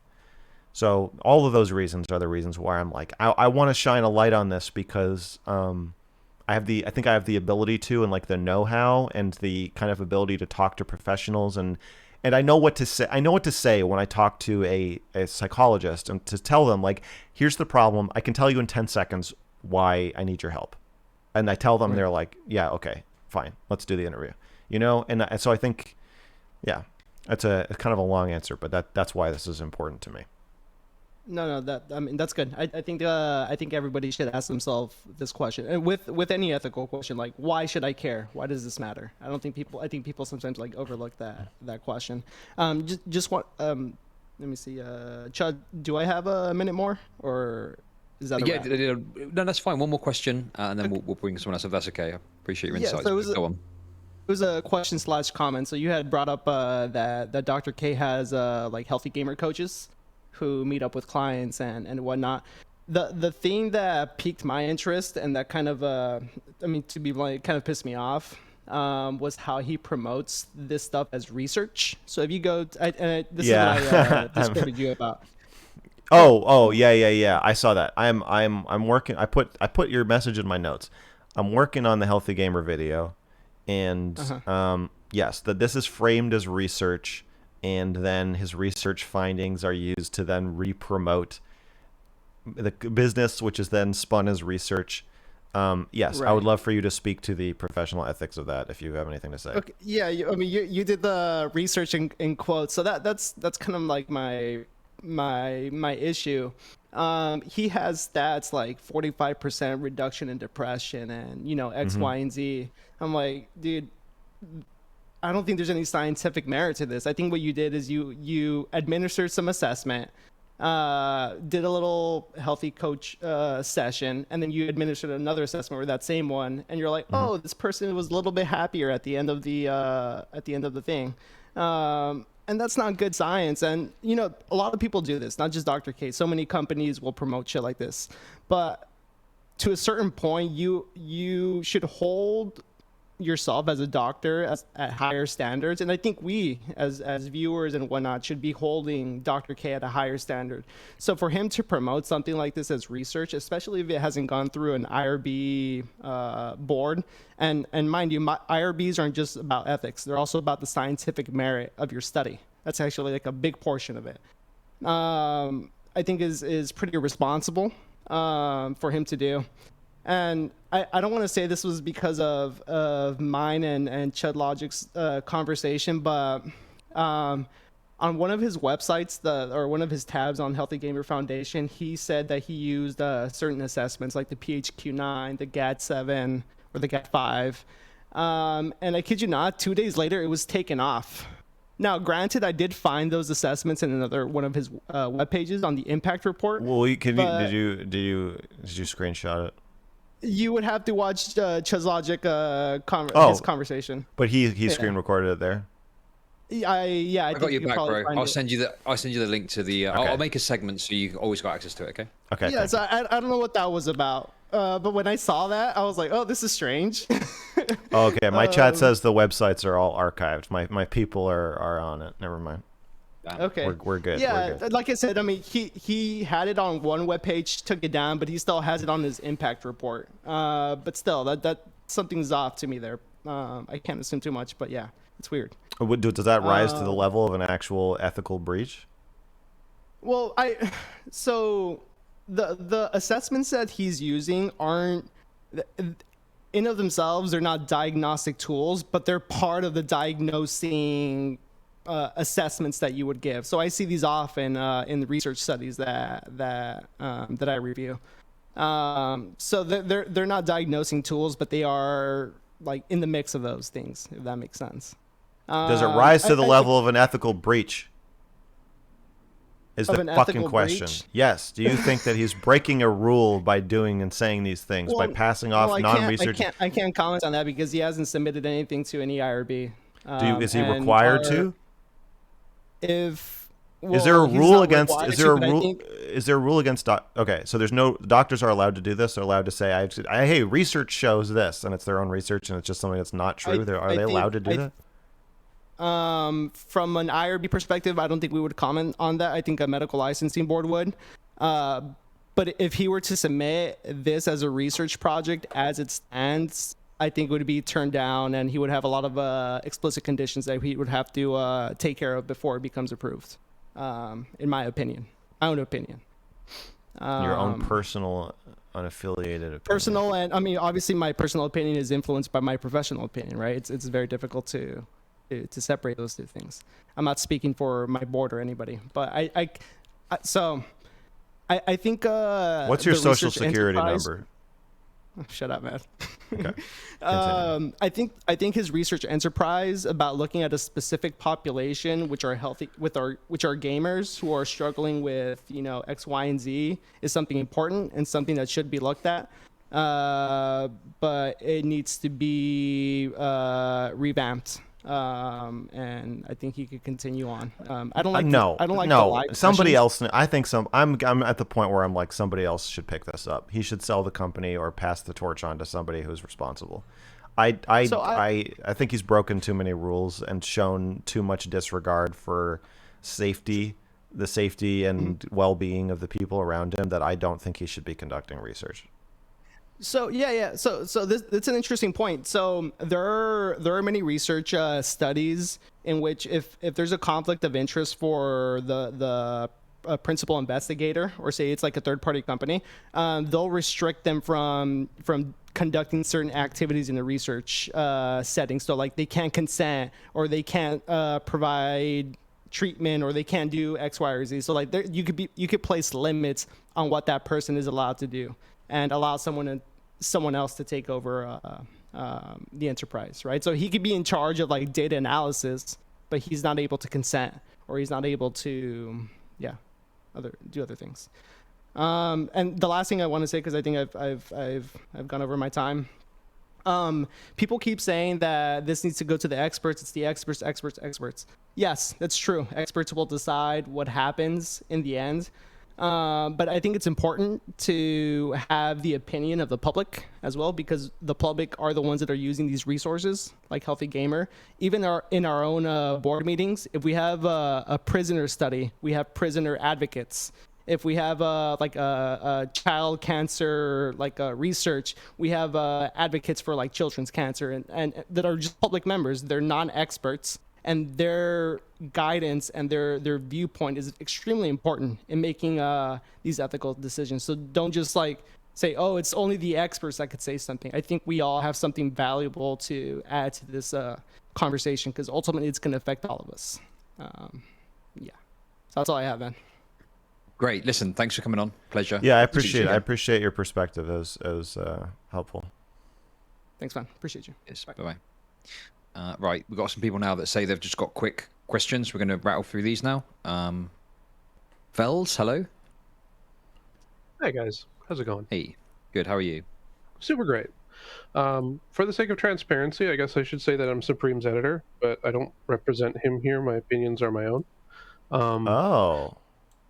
Really quick, as a criticism for your video, I would say that the questions you ask to the editors really need to be in the video, just because it's very easy to assume that you didn't. You mean the psychologist? Yeah, the psychologist. Why do you think that? Because if you're presenting it as like an evidence-based, this is why Dr. K is bad, it's very easy as a viewer to look at it suspiciously and go, well, I wonder why he didn't have the questions he asked the experts. What are they responding to? Do you think that is Since you didn't show them, presumably you didn't show them the clips beforehand. Do you think that that's an issue that a lot of my viewers are running into? I don't think it's an issue for a lot of your viewers, but for me, I would prefer to include something like that just because it sort of covers my ass. Against whom? So if I were to criticize your video, I would say that, hey, I can't see what Mr. Girl asked these experts. If you were, okay, well, they could be responding to anything. Medical ethics, we have to follow the rules. Editing, I'm a little more okay with. Unless you think I did something unethical, I think as far as how well something is edited, we could look at the response to judge the efficacy of the editing. So editor to editor, I want you to look at those comments, motherfucker, and you tell me if you think that I missed. Like what? So, where am I? Like I know Supreme doesn't like the video, but that's because Supreme doesn't like me. Just to be clear, yeah. My editing experience is about how long I've been working for Supreme. So like literally 3 or 4 months. I'm by no means an expert, but I think again, if you're making the video as a criticism of Dr. K and the things that he says, having the questions that you asked, even if they're just written over top, I understand. Video, I get it why makes it a little bit more clear. It makes it more clear, but it also makes it a little more boring and a little slower and a little more more work. It's more work to watch. I'm saying this was a bullseye. I have shot a atomic bomb on the end of an arrow into the heart of Dr. K's corrupt enterprise, and it is exploding as we speak. I've really outdone myself this time. I have to say that I wholeheartedly disagree with your criticism here. That's fair. That's fair. We can just move on because I know Chud wants to keep things moving along. So I guess another criticism I would have is, personally, I think that you could make these criticisms of Dr. K without necessarily having to like link him to Reckful's suicide. It seems like you push on that really hard. And for me at least, and maybe for some viewers, it seems a little kind of gross, which you might not care about, but I think if you're using this as a way to convince people, or if this was something that you wanted to like show an ethics board, it would probably come across better if you didn't. You come across better to whom? I just think it looks better as sort of I think the criticisms are better if you don't essentially use better to whom? Reckful's To passing what, to as an emotional tool to like get people to believe you. Better to whom? Who is the audience? Viewers in general, I guess. Okay, so you think that viewers in general, what you're suggesting is that I make a video about the blurry... Well, no, let me fucking ask you a question, motherfucker. All right. You're saying that I should make a video about Dr. K's blurry, unethical, damaging behavior, selfish exploitation of people. And the biggest, longest, kind of most data-filled example of this is Reckful. And then not mention that Reckful killed himself a few months later? And not mention that Dr. K actually was involved in the last-minute care decisions and clearly made the fucking incorrect choice about whether to have Reckful committed or not, and then he killed himself? You think I should exclude that because it's tasteless? This is my problem with Slush's video, And with the way a lot of people talk about this, you think that to protect myself from seeming ugly or gross or exploitative, I should also shield Dr. K from the responsibility of having to answer for his involvement and culpability in a man's death? No, I'm not going to fucking defend Dr. K from potentially serious consequences and very difficult questions that I think he is morally, ethically, and legally obligated to answer just so I don't look gross. I'm happy to look gross. If that's what looking gross accomplishes, then I will slather fucking diarrhea all over my face. Totally fair. Personally, I just think it would be more convincing if you didn't. That said, but wouldn't there be a also big don't question of, well, that- why did you leave this out of the video? Sort of, yeah, potentially, but I guess you could answer essentially with my answer that, you know, I don't think my criticisms of Dr. K stand enough on their own without necessarily needing to use Reckful's passing as an emotional bat to hit you with. I think it would be a disservice to Reckful. Potentially. I don't know if you're the person to decide that, but I don't know if you're the person not to decide that either. I think I am. I think when you're editing a video, you are deciding kind of what you're saying, what's right and wrong. If I had footage of Reckful jumping, I would fucking put that in too.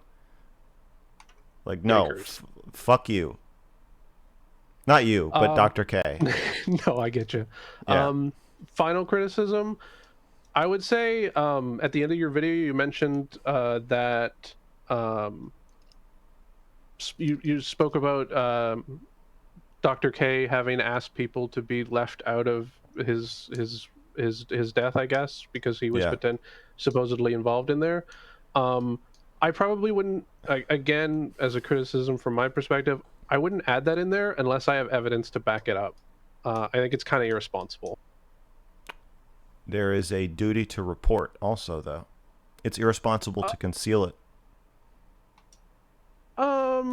No, I don't know about that. It is irresponsible. If I'm making a documentary about somebody's wrongdoing, and I know that they have done wrong, it is irresponsible to leave it out.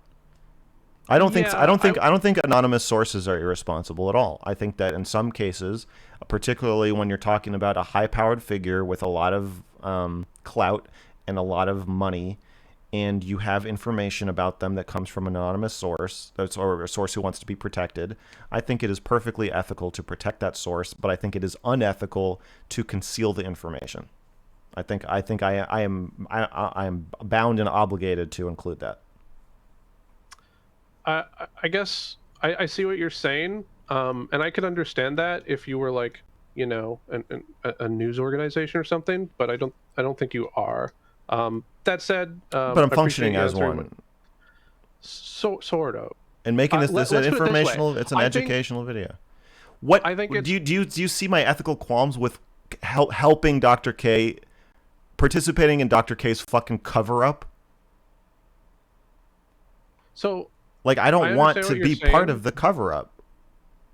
I understand what you're saying. For me, again, maybe my evidential standard is just higher, but I would be uncomfortable saying something that I couldn't say, well, you know, actually I do have proof. I can prove this in some way, or I can prove that I've talked to somebody who said this, or I would want to be able to substantiate it if asked. That said, I think you could take that to the ethics board, because presumably you could show that to an ethics board because there's no risk of them, you know, outing your source.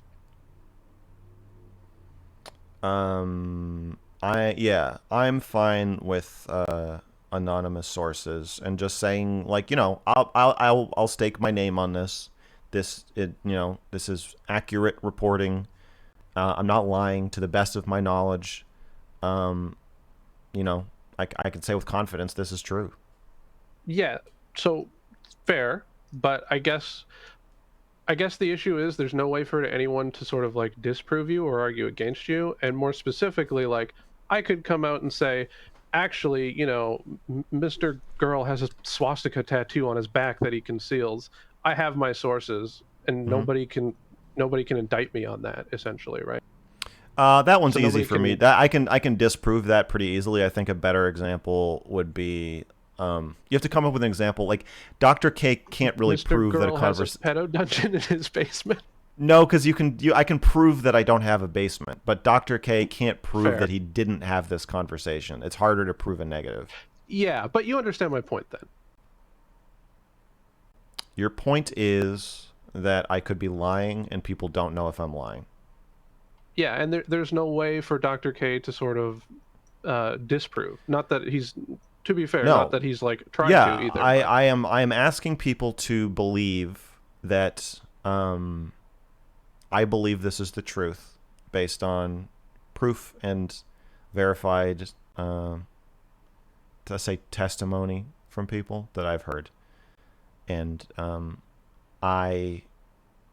asking you to believe that I don't lie to you. And I think that's a kind of a premise of a lot of my content, is that I'm not a liar. And it is up That's to the fair, viewer. I It's up to suppose. the viewer to decide if they want to trust me or not. That's, the ball's in your court. Fair enough. All right. Well, I appreciate you bringing me on, Chud. Have a nice day, guys. You too. Cheers. too. Bye. Okay. Guys, been Zool, drinking you said the Supreme Kool-Aid a little bit, if you ask me. Okay. Hello. Just Hello. a quick one. So you talked about the two, like basically the two differences between the ethics board's decision and the community's opinion. So Yeah. if the ethics board decides it's all gravy, all good, and the community gives up on this, how far are you going with this? Oh, When are I'll you go done? after the ethics board like a motherfucker. Wait, you're saying if the community goes against? Are you saying the community? You're saying if the community and the ethics board align and everybody's like, this is fine. If everyone's this is done, we don't care anymore. He can do whatever the hell he wants. We're out. How far will you go?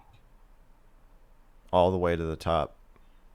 Okay. I mean, But you- that can't happen. Um, That can't happen. If that happens, then that means the ethics rules need to be rewritten. They need to all be crossed out.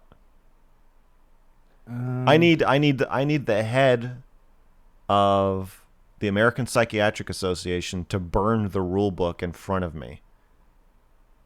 If that happens. But barring that, it never stops. okay, thank you. You're welcome. Yes. Okay, we're getting through it now. So next up, I think, is Red Penny, and I've got an order in mind now. Red Penny, hello. Hi there. Hello. Hello. Yeah, sorry, I'll get straight to the point. Mr. Girl, it seems you're often misunderstood by so many people. How's that make you feel? Sad, amused, and tired. That's good. Ambivalent feelings are good. Yeah. Do you do anything to encourage that, or do you think there's more you can do to discourage it?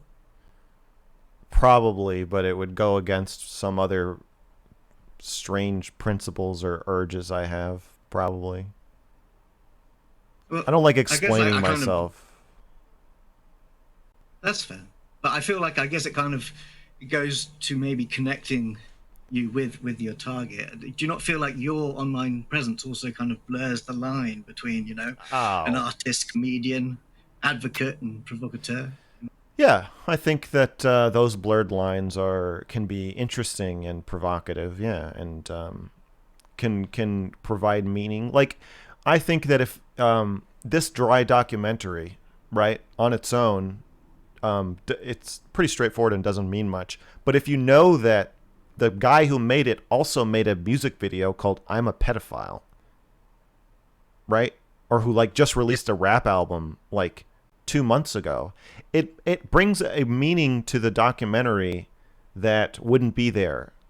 So it's I like combining the different genres, and it gives me an opportunity to kind of do a bunch of different stuff I'm interested in, but the meaning of each thing adds to the meaning of other things. So then as a broad grand vision, as you see the breadth of my work, and you shudder and tremble in a way that wouldn't be possible if I were just doing one thing. That's fair. But that leads to a certain, I think, dissonance between some of your work. And so Yes, that's why you get so absolutely. many people, you know, calling you a woman-beating, sort of transphobic pedophile. But while others will argue that you're not, because they, you know, they're probably a little bit familiar with your work. And Yeah, they yeah, see... Okay, so let's go back. What do you prefer? Where do you get most of your satisfaction and joy? Is it, I mean, or do you just like doing the whole range, the jack of all trades kind of work you're currently doing? I would say that the mrgirl channel, like the kind of deep dive stuff, is probably the core of the mission. That's like the bridge of the spaceship, but we need, you know, funnier stuff, more exciting stuff as kind of like the engines. We've got our rap division. I feel like it all comes together, but yeah, I would say like the core mission is to get people to empathize with each other and understand each other and themselves better. That's the core. So the content that more directly speaks to that, I would say, is like probably the most satisfying, I guess. But, you know, making rap songs is pretty satisfying too. I don't know that I can directly answer this. I guess, you know, the issue for me is that perhaps I empathize more with your layered comedian that you see in the YouTube videos, and perhaps, you know, the Twitch honest streamer that we see on these streams. And Okay. then, you know, I guess that somewhat undermines slightly you trying to advocate for the takedown of this therapist that, you know, It kind of undermines it, but in a way it kind of bolsters it, because if I'm like Ronan Farrow, you know, Ronan Farrow's always looking for the next corrupt Harvey Weinstein to try to take down and attack. But I've never done this, and I don't need to do this. You know, I'm risking my credibility and in some ways my entire career by going after Dr. K. And it's not something I do. I don't go after people. I don't make takedown videos about people. I'll make like videos like arguing with people or kind of mocking them sometimes. But basically, this is uncharted territory for me. So I think in a way it also adds to the strength of it, of like, I feel compelled to do this thing that I don't really do so far. It is a risk to me, and it is kind of new for me. I don't know. So I guess to follow on from a question you've asked a long time ago, do you feel that then, I guess, this is a larger issue that you're bringing towards therapy itself, or is it just this particular therapist? No, it is partly a defense of and education about what therapy is, what a therapeutic relationship is, and what therapy can do for you. And the shit that Dr. K is shilling is not it. And it's part of why I want to stop him. That's fair enough. I have one meme question, because we haven't had one for a while. Do you want me to ask it, Chud? Yeah. Yeah, go on, please. What color were the robot's panties? White.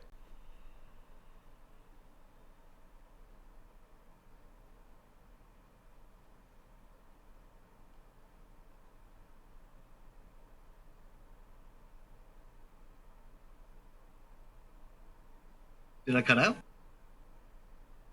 No, I said white. Okay. Cool. I guess that's it. Thanks so much for coming on. I'll catch you later, okay? No problem.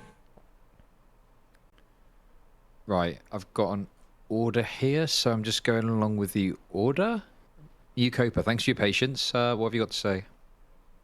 I noticed that Dr. Phil has been brought up a few times in comparison to Dr. K during some of the conversations, and I've heard a lot of people kind of brush it off as him being entertainment. I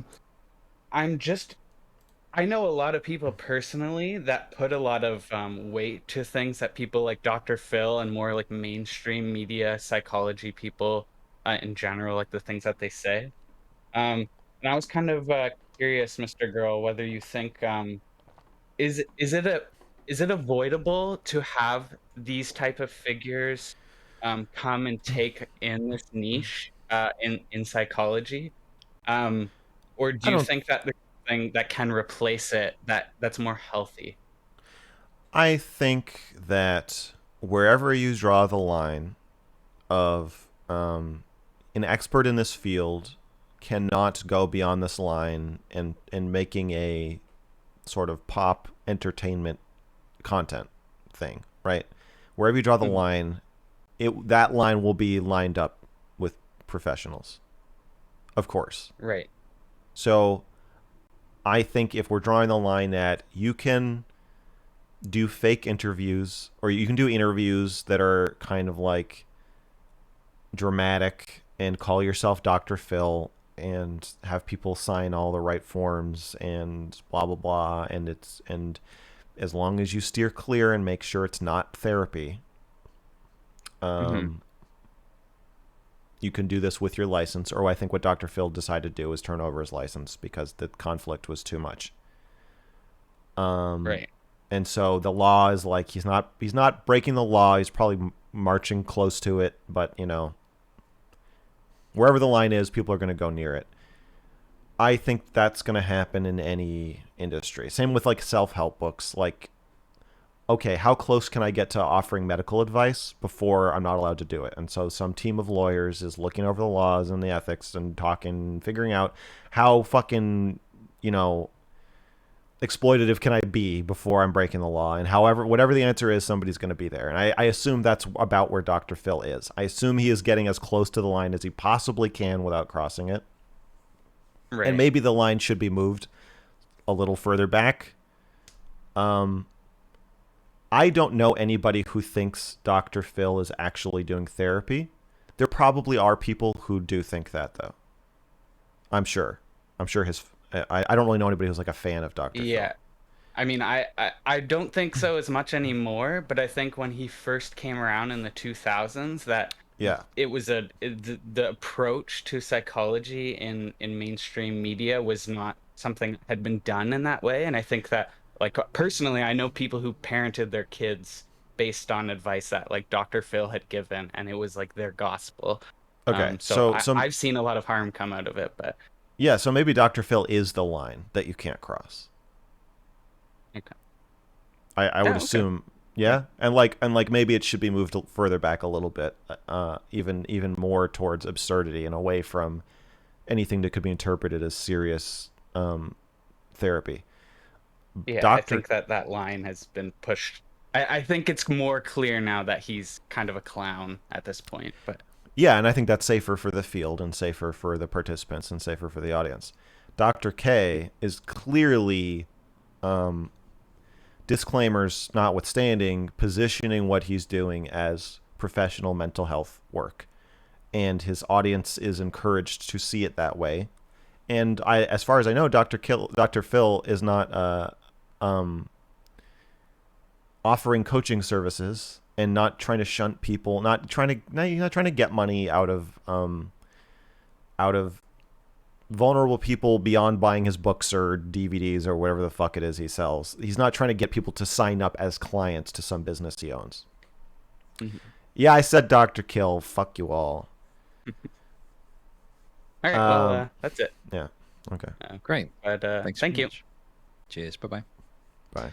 Right. No, so I'm not going to take. We're starting to move towards the end of this. So anyone that's in there will get in, but no one else that's not in already. So next up is Java Bolt. Java Bolt, hello. Hello. Hello. Thanks for waiting. Sorry, I know you've been waiting a while. No, it's cool. Go on. Yeah. So my question to Mr. Girl was, what evidence would it take to convince you that you're wrong? That I'm wrong. That About Dr. K. Okay, so what I think about Dr. K, so let's take one base, the biggest basic assumption.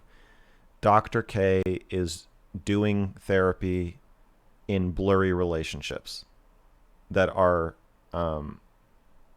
not established as doctor-patient relationships, and they're not established as not doctor-patient relationships. That's my core kind of foundational claim, right? So, as far as I remember, you were saying he was violating some code of conduct that he's supposed to be following from his profession.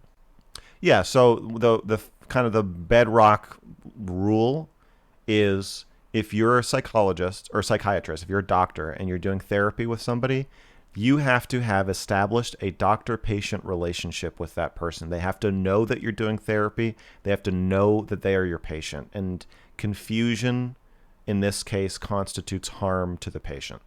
So what evidence would it take to convince me that Dr. K is not blurring that line? That's what you're asking me?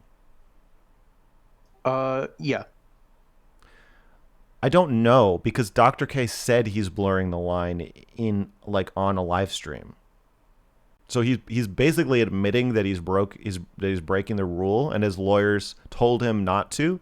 His lawyers told him if you break this rule and then somebody kills themselves, you could get sued or lose your license. And he's admitted this freely.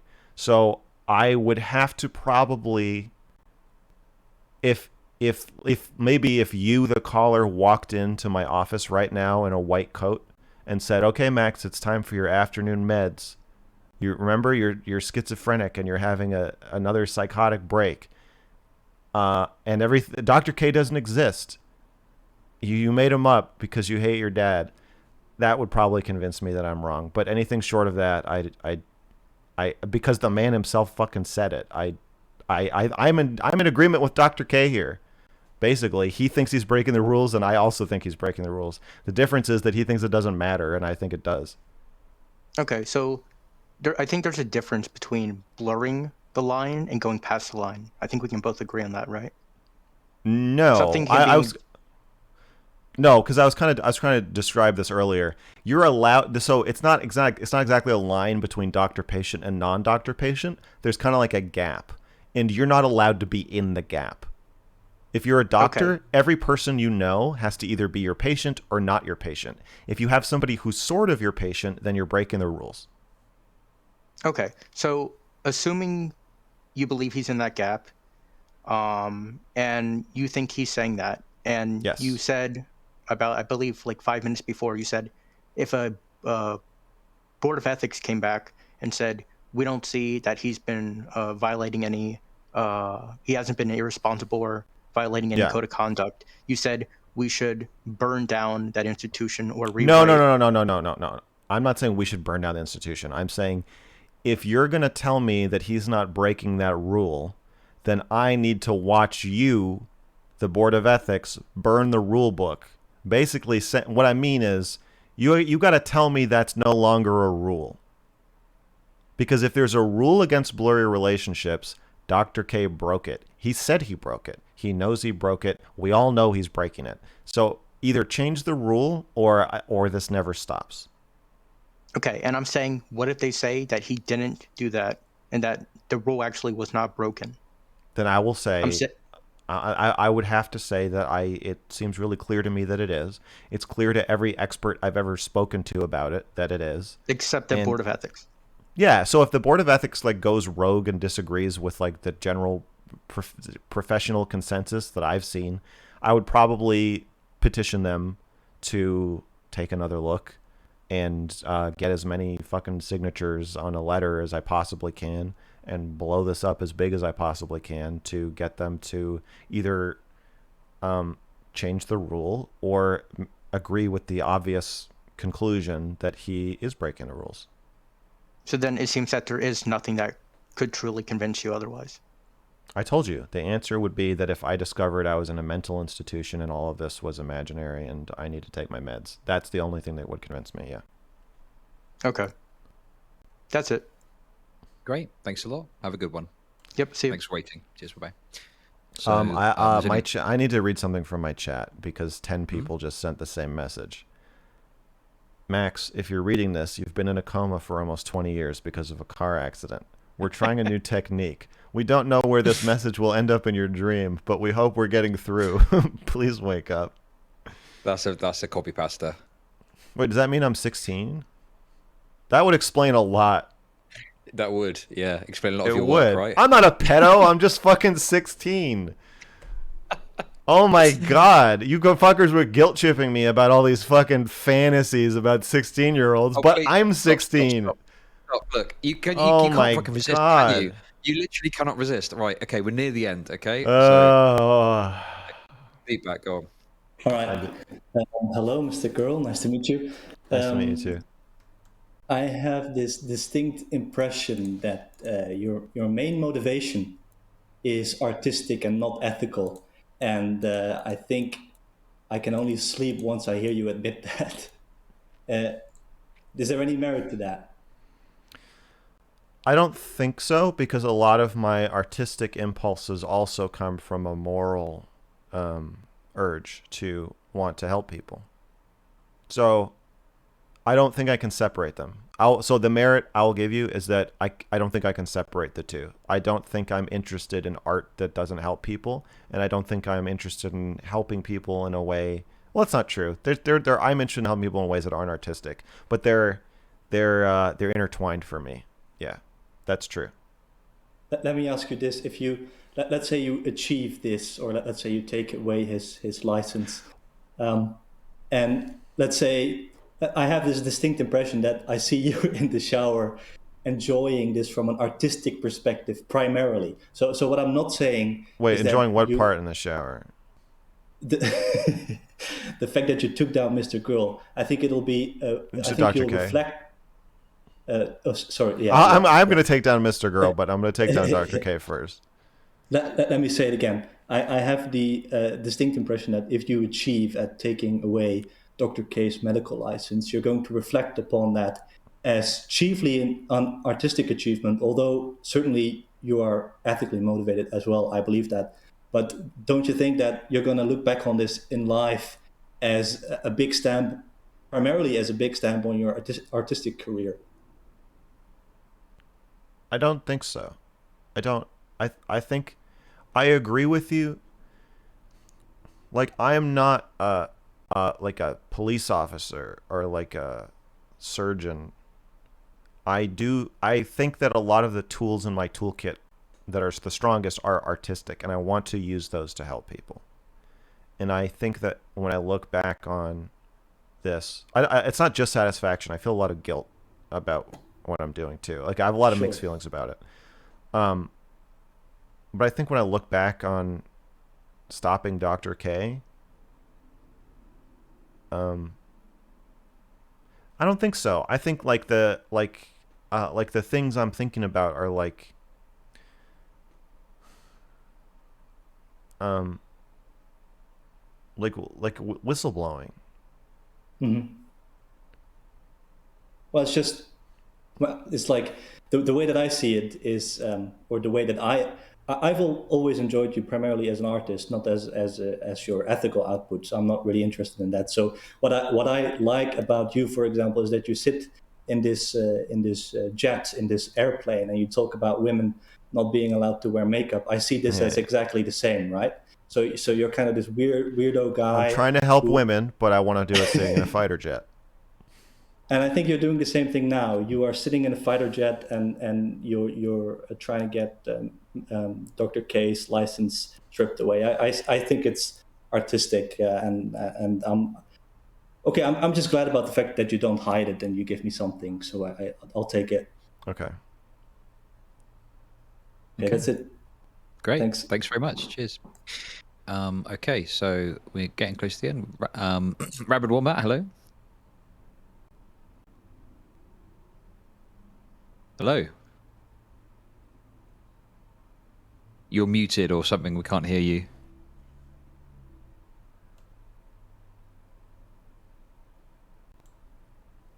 Oh, you're lighting up. You're very quiet, like so quietest that anybody's ever been. Quiet like a mouse, if anything. Oh my god, you're so quiet that I'm like uncomfortable. I feel tickled, like physically, by how quiet you're being. It's really weird. Drop me out, and I'll come back in. I'll figure that out. Okay, cool. That was fucking weird. Captain Terrible, hello. Oh, Frankie, you're going straight to me. Yes, how's it going? Oh, sorry. Let me just. Right, yeah, sorry about that. So I have a few things to. Well, let's just focus on one. Mr. Girl, I agree with most of what you've been saying about Dr. K. Are you covering your mic or something? Yeah, mic sounds like it's covered, cutting in and out a bit. Oh shit. Sorry. Is it better now? Yeah. Okay, cool. Right, yes. So, I primarily agree with what you have been saying about Dr. K, and I actually overall do agree, but what I do have to ask is, he will often retreat to the idea that he believes that psychiatrist spaces are not well served by the internet. And so when it comes to criticisms, for instance, of his treatment of Rackville and other people, he will say that he believes that the internet is effectively this new zone, this untested grass that we need to adopt new practices for. So when it comes to the way that the ethics board will treat him, what is in your opinion, strongest argument against that? Well, let's take a look here. I have the book right here, APA Commentary on Ethics and Practice. And let's look at, I believe there's a section on professional use of the internet and communication technology. Innovations in internet and communications technology over the past several decades have the potential to improve access to, delivery of, and quality of psychiatric care. Oh, I guess the old coots over at the medical board have heard of the internet. Well, let's see what they say.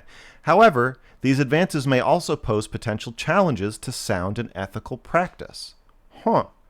While each type of technology and situation requires a case-by-case analysis, psychiatrists should be aware of potential ethical challenges in its use before using the technology and providing patient care. Psychiatrists are responsible for obtaining sufficient knowledge about the technologies they employ to respect patient confidentiality and deliver competent care.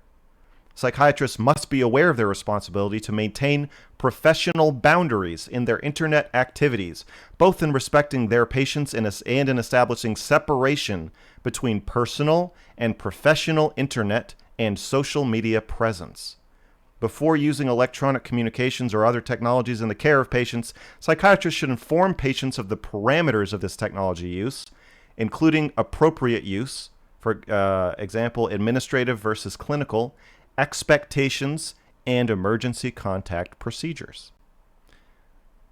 My understanding is Dr. K didn't do fucking shit from this list, so I think the rule speaks for itself. Again, you can just read the rule and then look at fucking anything he says or does, and it'll be immediately apparent that he is not concerned about this. That in Dr. K's calculation of like what's the right thing to do for these people, the well-being of his patients or his customers or clients or whatever the fuck you want to call them is not considered. He doesn't give a shit. That's my answer. And this is the thing. This is the thing that I was worried about when you put out your video was that you did not address this, and so it's not because I thought that you did not have an answer, but that in the video, obviously, you were focusing on a particular point. I thought I had it. I thought it was getting too long. Fair enough. And the thing is that what I'm quite pleased to hear is that you did indeed have the answer. I've got as one of my chatters just said, he was expecting a bigger book. This is actually 2 books. So this is the Principles of Medical Ethics with annotations especially applicable to psychiatry. That's the first book. The book of rules is only this long. These are single-sided. So like if you want to read, I should just tweet them out, but and I will. It's only 17 pages.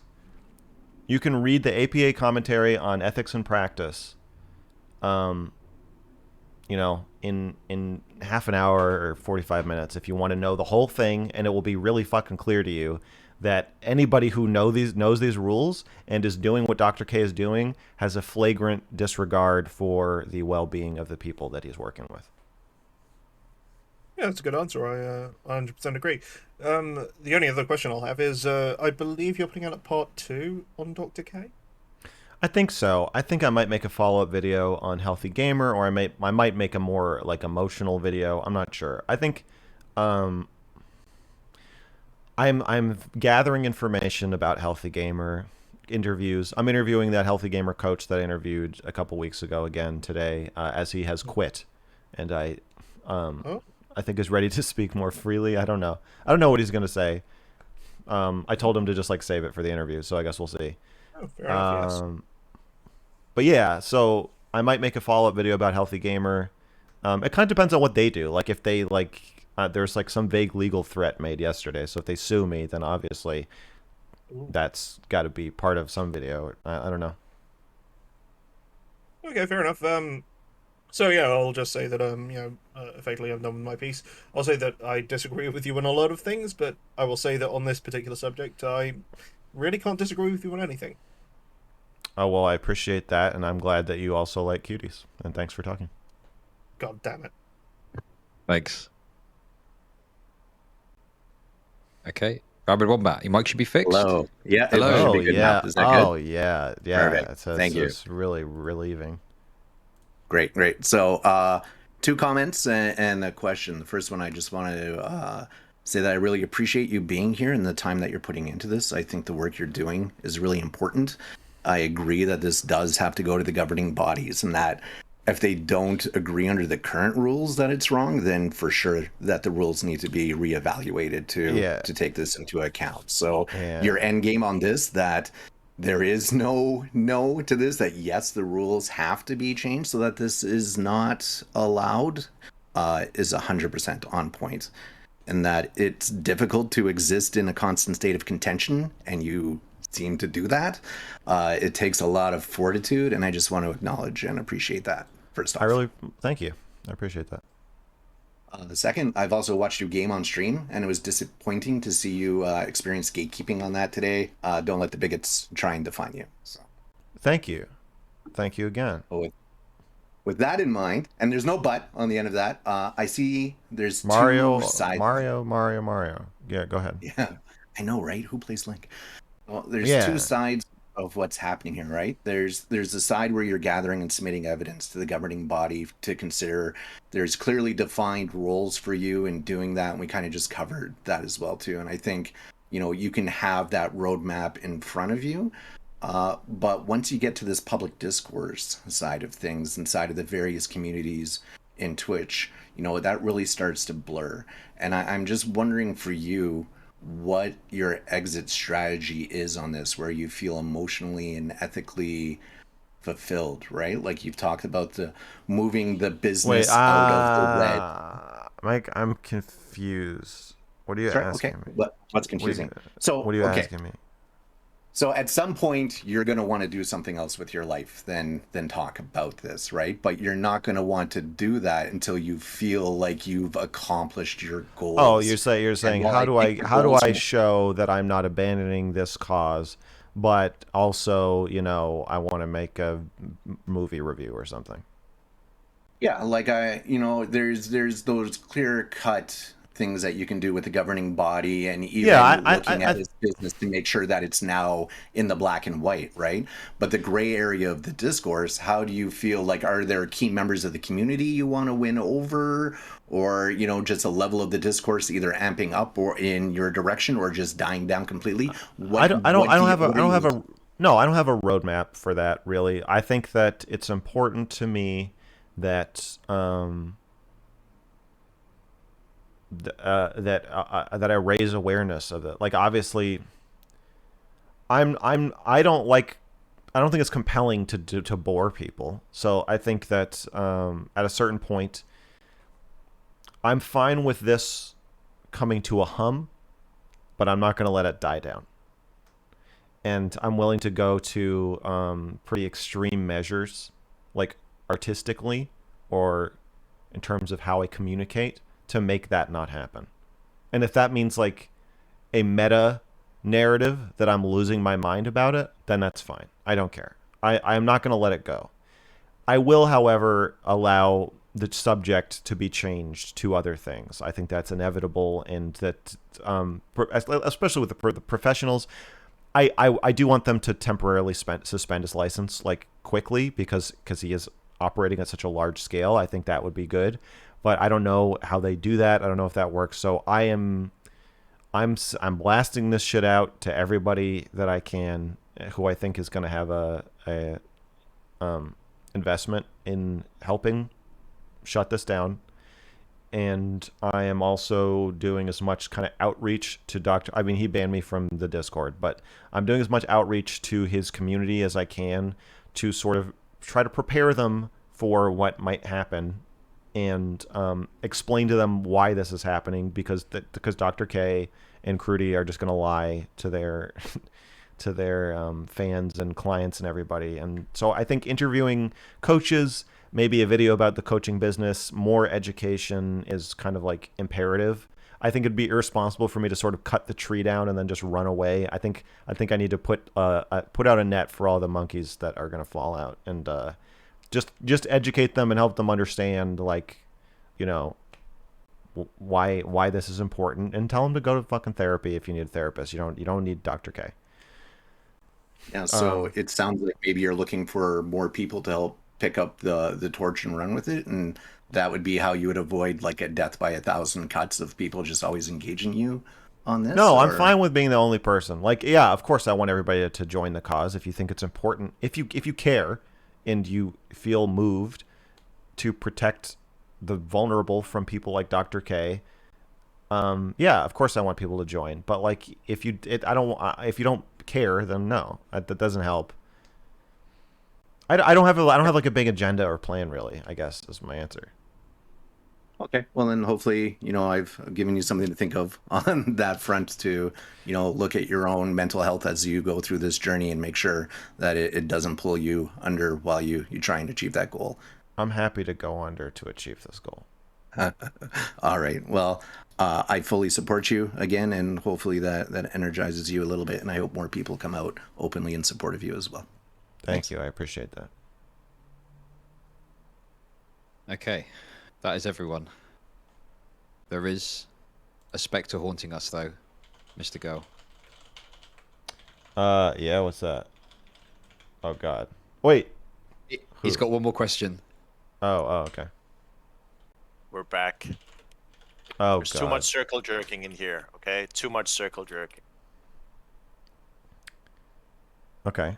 You're here to end it, to break the circle? Yes, I'm breaking the circle, okay? No, actually, I had a question that I thought about after we talked, and I thought it would be a shame not to ask. Okay. So do you think a therapist can employ techniques, so like Dr. K did with like Regful, for example, which they think will help the patient, but has a chance of causing them more harm or like to kill themselves or whatever? I don't think this is that relevant, because I don't think Dr. K established a patient-therapist relationship with Regful or any of these people. Okay, and but what if he did, but just didn't call it therapy on stream for legal reasons, right? Because they had private sessions, right? You Or can't do that. presumably? You can't do that. Well, I know you can't, like legally. Ethically, you can't be a streamer. You can't be co-streamer with somebody who is also your private patient. You're not allowed to do that. Okay, but why? Okay, so why do you think that Dr. K is culpable in Regful's death? Because he established a inherently abusive and unethical, unstructured relationship with him, where Regful did not know if he was his therapist or his patient, and Dr. K didn't know if he was his therapist or his friend, for weeks. And then Regful killed himself. So whether that and the mistakes made within that made it even more blurry. But the fact is that Regful desperately needed a real therapy relationship with a real therapist who could see it through and But he truly didn't look want out. to. It doesn't matter if he Right, wanted to. It's not relevant. What? Why? Why? So if he was not going to see a therapist, It doesn't matter. I can answer your question, but I don't know that you'll accept my answer. The Or give it answer to is that Dr. K established an inherently blurry, unethical relationship with a mentally ill, suicidal person who desperately needed help. I also if you rewatch the session in session 5 when Dr. K is abandoning Reckful and telling him, "Oh, what if we were just friends and we could go to Europe together?" Reckful starts crying and says, "I really do want a friend, but you know what? I'll have friends. So maybe what I need is a therapist." And Dr. K says, Dr. K responds with, "You know what? Rather than resolve this now, let's just change the fucking subject." And at that moment, he had a chance to actually try to save Reckful's life. He could have said, "If you need a therapist, you know what? Fuck all this. I'll be your therapist. I'm going to get licensed in Texas as fast as I can, or you can come to Massachusetts and I will be your doctor. I will see this through. I will do the right thing. No more streaming, no more audience, no more super chats, no more donations, no more conflicts of interest, no more abandonment. I will be your doctor and I am going to do everything I can to get you to a place of mental health and well-being." And he did not do that. Instead, he fucking sleazed his way out of the relationship, manipulating Reckful into thinking that he was going to go to fucking Japan with him so he didn't have to see it through and fulfill his duties as a doctor. That's why I think he's culpable in his death. Okay. So, if he thinks, as a therapist, he was doing the right thing to save Reckful's life, should he be able to do that or not? Not if it breaches the ethical rules. No. If the rules are there to stop fucking narcissistic assholes like Dr. K from doing what they think is best. That's the whole point of the guidelines. That's the whole reason why you consult with the ethics board, is to tell you, yeah, you might think you know better, but you might not. And that's why we have all this shit, so we can you can look at the rule book. And this entire thing says that you don't know better. And if you want to prove to us that you do, then you got to do research. But you can't just go rogue and break the rules because you think you know better, because you might not. And Dr. K definitely doesn't. And also, the rules he's breaking are not in service of Reckful. They are only in service of himself. Do you think that there's any culpability on Reckful? Do you place any onus on the patient ever? Yeah. Culpability in suicide, for sure. Yeah, if you kill yourself, then you're an asshole. But that has nothing. No, he was being manipulated. No, Dr. K is the ethics board or medical board. It does not place culpability on the patient. They don't, and you don't place culpability on a child who offers to have sex with you. Like, it's your job as the one with power to make that go smoothly. You're supposed to say no. You're supposed to establish and hold ethical boundaries with vulnerable people, mentally ill people, children. If you're a cop, the general population, whoever it is. If you're a teacher, then the student. You're in charge. Yeah. You don't have to keep picking examples. I understand. Okay, so the issue is, right? So the issue is that inherently, in like therapeutic relationships, right, they're private. Right, would you agree with that? Like if done correctly. If done correctly, therapeutic relationships are private unless there's informed consent and a waiver and research supporting. Yeah. Right. So if they are private, right, how would we know if abuse is happening? In a normal complaint, the patient or the patient's representative files a complaint. And then the board reviews, does interviews. Yeah. Yeah. So it's the patient. Who has a responsibility to file a complaint.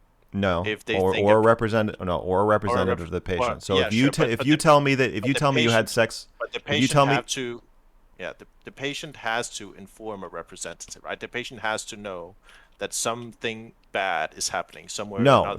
If you tell me that you had sex with your doctor and you liked it, I can still report your doctor. But that's not the point, right? The point is that it has to start with the patient somehow, right? In the private relationship, right? If a patient, yes, the only way in a normal therapy relationship for the therapist to get reported is the patient to divulge information about what's happening in the session. Yeah. Right. So what I'm saying is there is a difference between the child and the therapy subject, right? The difference is that in therapeutic relationships that are generally like, for like in this case, like with an adult, we would expect to take the adult person's views that like something is happening, right? To be informed that it is even going on, right? We can't know that abuse is happening if there's no information about it. I guess. I mean, a child can go. A child taking like music lessons can tell their parent like, "Oh, the best part of the lesson today was when my teacher like sucked my dick," and then like the Yes, but parent the can say, child, "Oh, yeah, you're but the child abusing has my to, child." yes, but the child has to say it. Yeah. Where are you going with this, Dario? What's your point? I'm just establishing that there is some Normally, there's a locked box, and that. Well, okay. Sorry. Go ahead.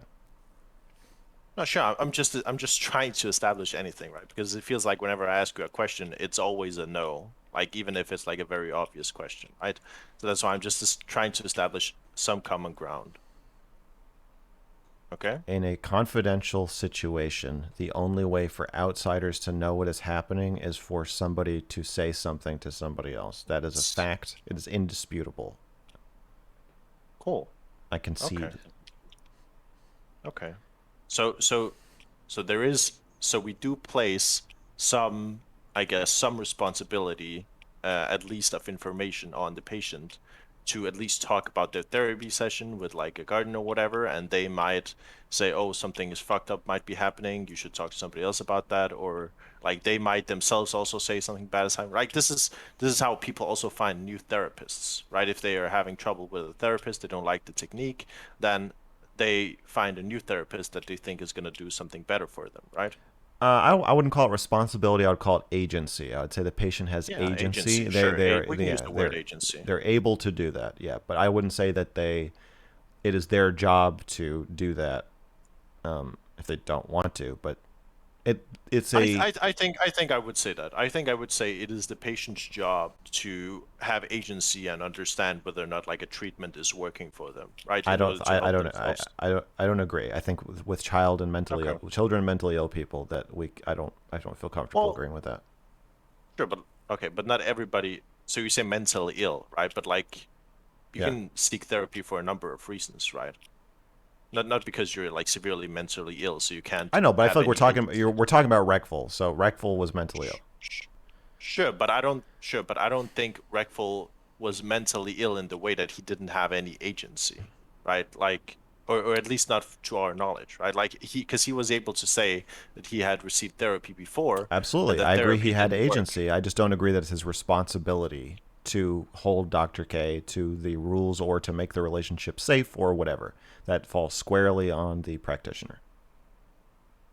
Well, okay, but so what I'm saying is that there is a mutual relationship between the practitioner and the patient, in this case Reckful and Dr. K, right, in order to create a relationship which is beneficial to the patient. And I'm even saying this from like perspective of, let's say he is doing therapy, right, and let's say they did have a private session as they claimed, and let's say, and like from my, like if I'm reading the situation, right, it could just as well be that they agreed, okay, I am now your therapist, I will do therapy with you, but it's not gonna be on board because I don't have like the license or whatever. But I'm still gonna do all of the things with you that are like a normal therapist would do, right? So like they're being unethical in the legal sense in terms of like he isn't licensed in Texas, but they're not being unethical in like the other ways, which I guess you are. I would say I would say if you want a strictly legal rule breaking, but somehow following ethics or morals, and you're saying the only rule they're breaking is that he's not licensed in Texas, I would still say that there's a problem because the patient can't hold you accountable to the Texas Medical Board or the Massachusetts Medical Board if you're not their actual doctor. It's much harder. There's no office to call. We don't know that he's keeping the kinds of records that you're supposed to be keeping. We don't know if he's going to be reluctant to collaborate with other experts if he's doing everything under the table. So it compromises the care even to do that. Well, sure, but I don't think this is relevant in the Reckful case, right? Because like I mean, Reckful could, I guess, if he really wanted to, try and hold Dr. K accountable, but he could just do that by syncing his stream and saying, listen, he fucking fucked me over or whatever, and then sink his whole career, right? Like, so I don't think that's Reckful relevant. knew that he was being fucked over. Well, or he wasn't being fucked over. No, he right? was. Like he was, well, and now he's dead. So sure, but what I'm trying to get at is that it isn't obvious. It isn't obvious that Dr. K talking to him and being his in like quotation marks or even like in real like his therapist, that had any influence on Reckful killing himself. It might have, well, it might just as well have been that he prolonged or his life as much as he could, it right? is also possible that having sex with your patient could prolong their life. But if you have sex with a patient and then they kill themselves, you need to be held accountable. Not as likely, right? A lot of things are possible, but not as likely. I don't agree. I think that what he did, if I were trying to convince somebody to kill themselves, if I were Dr. K and I was like, you know what, I'm going to make Reckful kill himself. That's my goal for the next few months. I would tell him that no one can help. What he did. Yeah, I would say no one can help you but me. Really? I would say nobody can help you but me. Can we establish that? No one understands you but me, right? Only I can save you, right? And then he would say, oh, yeah. And I'd say, okay, now I want you to know that you have a personality disorder that's incurable because nobody loves you. Everybody abandons you, right? And he says, yeah. And I say, okay, I love you. I'm not going to abandon you. So I want you to put all of your faith, anything you have left, any part of you that might want to live or get help for yourself, I want you to use all that strength to grab onto this, to grab my hand. I'm going to save you. Watch. I'm Dr. K. I'm a magician. Watch. Grab my hand. And then he grabs your hand and then just let go. I can't like you almost couldn't plan it to be more damaging, because if you went any further, then maybe that part the part of Reckful that probably did want to live would be like, hey, wait, what the fuck are you doing? So I think he probably did the worst possible fucking thing he could have done, and that's why the rules are there. That's why the rules are what they are, because it is not obvious watching it. But no, I don't agree with you. He broke the rules, and the rules need to be followed, and this is why. I will even agree with you, right? I do think he broke rules, right? I'm not saying he didn't break rules. Okay, so you disagree with the rules? Well, no. Well, maybe some of the rules, right? But that isn't really the point. What here. rule So do the you point disagree is, with? Wait, can I just respond to what you said earlier before we go into this? Sure. Okay. So what I'm saying is, you're presenting a scenario, right? Like in terms of like he's trying to make Reckful, he's maliciously trying to make Reckful kill himself, right? Or at least that's the argument you can make from the evidence you have. I don't think he's right? trying to make Reckful kill himself. I'm saying that what he did was so destructive. Yes, I'm so wrong. Yes, I'm saying you have some evidence, you have some clips, you have some evidence, and you're collecting that evidence to form an argument, right? And you can form, what I'm saying is, you can form many different arguments from that evidence, right? It's all about perspective. And I'm saying I can just as easily say Dr. K was met with a patient, like first met with a guy on Twitch. Maybe I know he knew him he a little had good, great intentions. I concede that. Well, okay. Right, Dr. K had good intentions. Dario, what is your point? So my point is that I'm asking you, should he be able to give non-standard care if he thinks that's the only way he can save Reckful's life in that moment, right? No. Even like to some degree, right? No. And you think no? Okay. No. Okay. If the only way you can save your patient is to fuck them.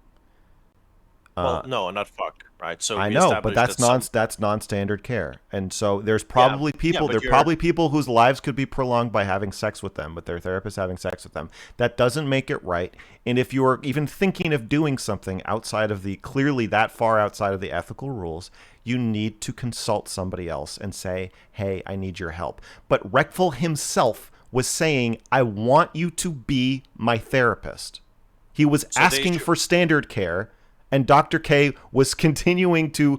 So Do we have a suicidal person asking for standard care and a doctor refusing to give it to them and saying, no, I will only give you exploitative rule-breaking care. That's all I'm offering you. So the question makes no fucking sense. Well, it does. Well, I'm trying to explain, right? Okay. So in the non-standard care, we have currently Exhibit A, telling your patient you love them and that you will be their friend while taking care of them, and B, having sex with them and potentially raping them. Right? Apparently, those two exist within that category. That's not right? So that's not my problem. Is not that he said that. My problem is that he told him continuously, "We don't know if I'm your doctor or your friend." Yeah. Right. So what I'm saying is, it isn't clear to me why that is like a big ethical concern in every single case, right? And what I'm saying is, I think he broke rules, and I agree that he broke rules, and I think most people who watch it would say that he probably broke some rules. But I think the biggest rules he broke were formalities, so to say, right? Or like rules about like confidentiality, stuff like that, right? Because obviously it was on a Twitch stream, stuff and these things. But I'm not saying that I don't think these things were rules that were broken, which led to Reckful's death, right? I think that's taking it too far. I understand, and I don't think we can say they directly led to. I could see how they could have, though.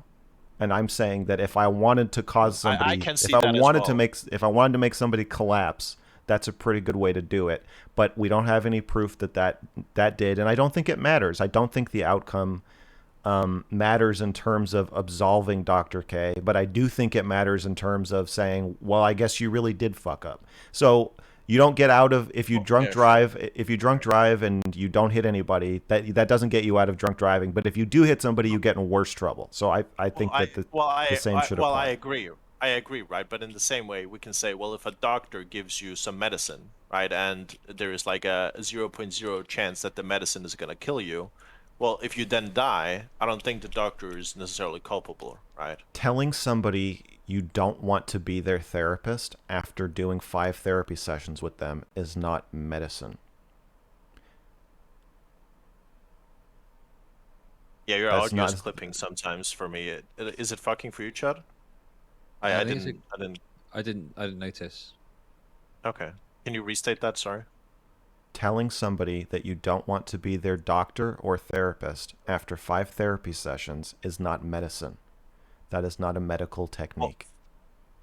No, that isn't what I'm saying. All right, I'm saying I do believe that he was having therapy with Reckful, right? I do believe that he was being his therapist. Okay. I just believe that they did it publicly under the rules they had available. Right? That's what I believe. And I believe as a doctor he was doing his best to keep Reckful alive, and obviously he failed. Well, I categorically disagree with you top to bottom on every single thing that you said except the initial thing that I conceded. Okay, I have one more quick question. This is not like a debate or whatever. So would you be no? I mean, like the last question. Okay, this is debating. Okay, I'm a debate bro. Well, yeah, I understand. Yeah. What's the question? I just wanted to know would you be satisfied if Dr. K did like Dr. Phil and just like handed in his license but kept doing what he's doing? Would that satisfy you, or do you think he needs to change something drastically? I think I personally would not be satisfied until he is just done. I want it to stop. Personally, I want it all to stop. I want him done doing anything within 100 yards of mental health. I want him to find it. I think he should find a different job. Legally and ethically, I don't know. That is a more complex issue for the ethics board to decide. Can you be an ex-doctor who got in trouble for this and still do kind of semi-therapy things? Probably not. I assume that they would not like that, and I would be in full support of them not liking it. But they got to draw a line somewhere, and I have a feeling that the most unethical, slimy fucks on the planet are going to line themselves right up along that line, and I suspect that's where Dr. K will end up. So personally, no, I'm not satisfied, but we have to we have to allow some amount of scumbaggery in our society, and I assume that's where Dr. K will be filling his cup.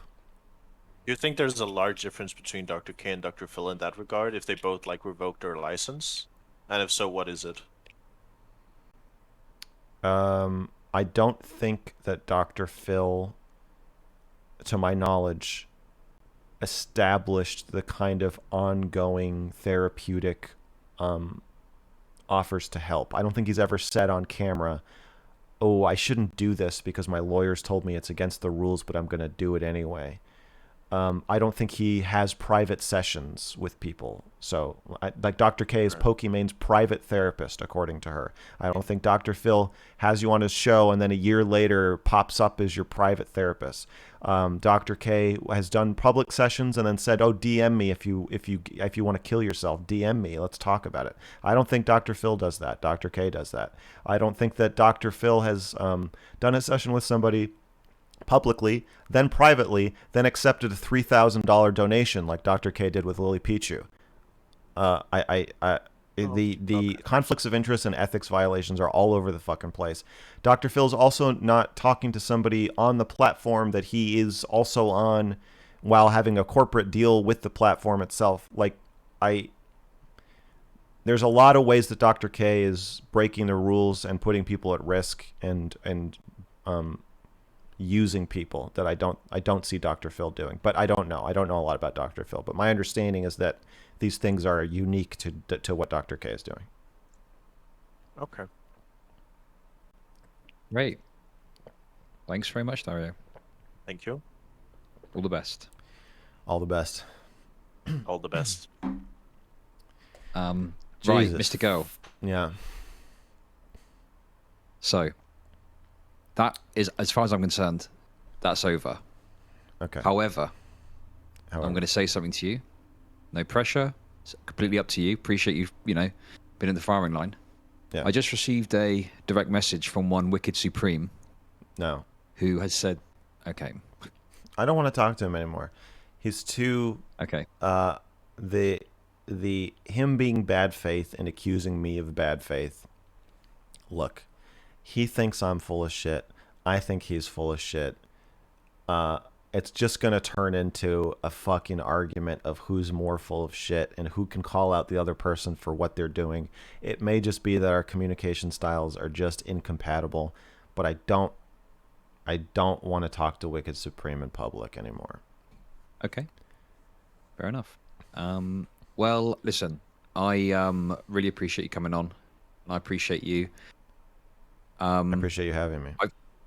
I feel free to have him on after I leave to talk shit about me. It'll be easier. Okay. It'll be easier with me not here. Okay, I'll go to bat for you as best I can. I guess. Yeah, you don't have to go to bat for yourself. You don't have to go to bat for me.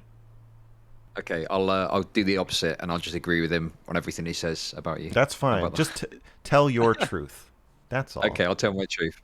But listen, thanks for coming on. And I'm sure we'll speak again soon. Okay. Okay, sounds good. Cheers. Bye-bye. Cheers.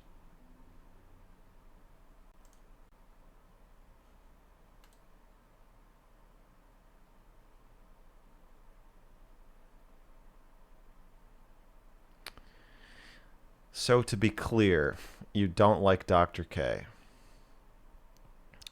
That is my current stance. I don't like Dr. K. That's right. Are you ever worried about peripheral content creators such as Chudlogic driven by the views and drama rather than a sincere concern?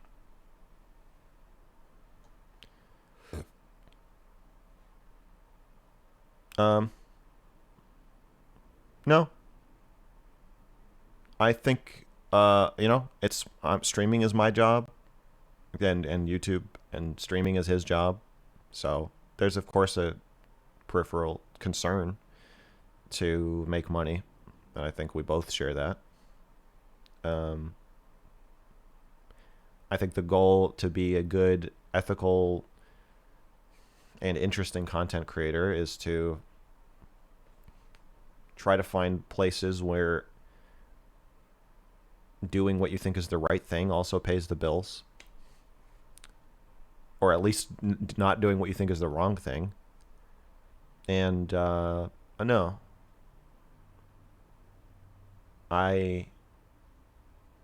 there's a lot of insincerity. I mean, I'm so in this that like I'm glad he sees what I see. I believe him. I think he's pretty sincere, actually. Yeah.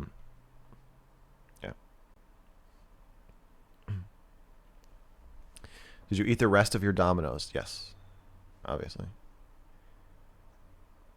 Have you spoken to Yoni? She's Reckful's friend who warned him about Dr. K initially and got backlash for speaking out against him. I haven't. If you know how I can talk to her, if she wants to talk to me, I would be interested.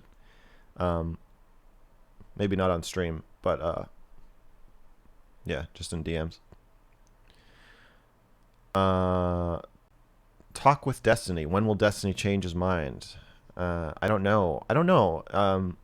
I told him in the interview that like I don't really want to press him on this issue or anything around it. It seems like that's his to deal with as he wants to, and yeah. It's he's got multiple connections to the situation. I'm sure it's I would assume it's loaded in some way. So I'm not trying to press him to get involved or talk to me about it. Do you generally not like narcissists? You use that word a lot in Dr. K context. No, I think I can be pretty narcissistic, and I don't. It's not like a particular sore spot. I don't think. I just think it can be blinding to when you need oversight. It's that I don't like people who think they know best and break the rules and like abuse their power, and it's the power abuse part that really bothers me.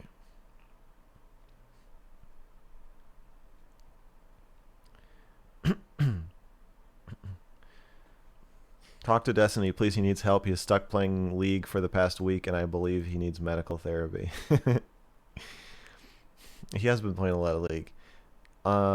Video idea. Read the entire ethics book, no commentary. Put it on your second YouTube channel and do the reading here on Twitch. It will be the unofficial audio book of the ethics book. Hell, I bet people like Destiny would listen to it on stream. That's an interesting idea.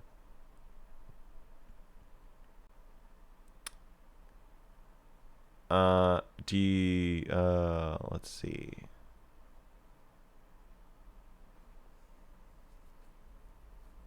Wouldn't talking someone down from jumping off a ledge be a form of immediate triage that a certified therapist could do that could be permissive in the moment? Obviously, that was not the case with Reckful, but I was curious about this. Yeah, I mean, no ethics board is going to be like, well, wait a second. Did you have them sign a consent form before you told them not to jump off that cliff? I think that they understand like real world situations. This is something that Avi said in the video that I think was really important. He said, it's important to make this video about the rules and why they need to be followed, but don't try to don't try to come across as saying that the rules are totally rigid and inflexible. That's not true. There are like situations where they need to be kind of bent or sometimes like worked around, but the point is that these were not tolerable exceptions. And so yes, you can construct a situation where technically you're breaking the rules, but obviously everybody would understand why you did it, and you know that you would not lose your license for something like that. This is not that. Are you sponsored by fatlife.com? Yes. You said at the start you would be disappointed if you won over the ethics board, but the public would still think Dr. K is moral. I think you can't win that battle until you combat the net good argument in a vid or something. Yeah, it's tough because I don't want to engage too much with the net good argument, and so it's like you shouldn't be making the net good argument, but also I don't think he's doing net good. So you got to follow the rules. You can't sleep with children or therapy patients, even if it turns out okay for them. You can't drive drunk even if it turns out okay, because most of the time it fucking doesn't, and so that's why those are rules, and some of these are inherently harmful. I think even if you sleep with a child and it does turn out okay, meaning you and the child think it turned out okay, that doesn't mean that it did. And with something like psychological damage, you don't know when you've been damaged. You can know that you have, but you can't say for sure that you haven't. And so we've just decided that these things are damaging and they can't and shouldn't be done.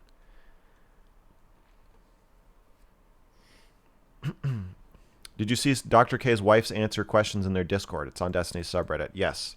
That the post on the sub was from my tweet about it. I responded on Twitter, if you're curious. I don't know her personally, but you can try DMing her on Twitter. Okay. I'm going to follow her. Oh, I'm already following her. I'm going to message her. I already messaged her. She didn't respond. She has a lot of followers, though, so she just might not have seen it. Do you think the way you cut the stream of Dr. K crying was pretty manipulative? You mean the zoom-ins on the chats or just the cuts? No. I mean, I could see why you would say it was. Look, if you put in all the clips, like all the full context of everything, the video would be like 15 hours long. So I have to cut it down in a way that makes my point, and that is inherently manipulative. So that even that section of Dr. K crying, like my first edit of that was probably like 10 minutes long. And I'm like, we can't spend 10 minutes on this. We just have to get to the point. The point is that the message he sent after Reckful killed himself was mostly about himself. That's the point. That even in a moment of really needing to step up and take some accountability, or at least offer help to his fans, he instead sobbed and asked them for help, and it came across as, to many people, as insincere. I think of it as like a mix of sincerity but kind of hammed up, which is, pretty weird. But yeah, there's an inherent manipulation in all editing, and for sure I am not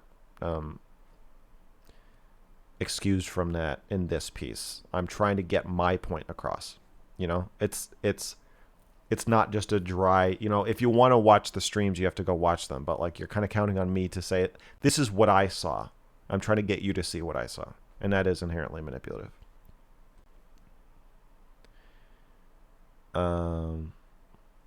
What is your take on the people who are currently being treated by Dr. K and are going to be left without care if he gets taken down? You got to refer them to somebody who can actually take care of them.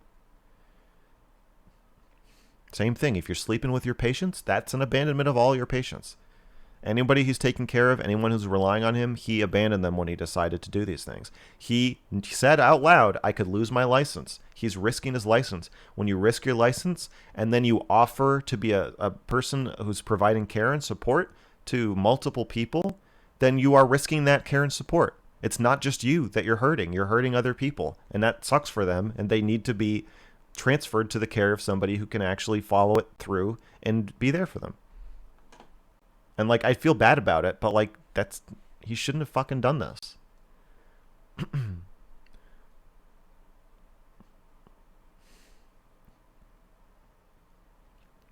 I put in Discord suggestions, but I'm wondering what you think about more active vetoes on folks like Dario. Thank fuck you vetoed Supreme. Yeah.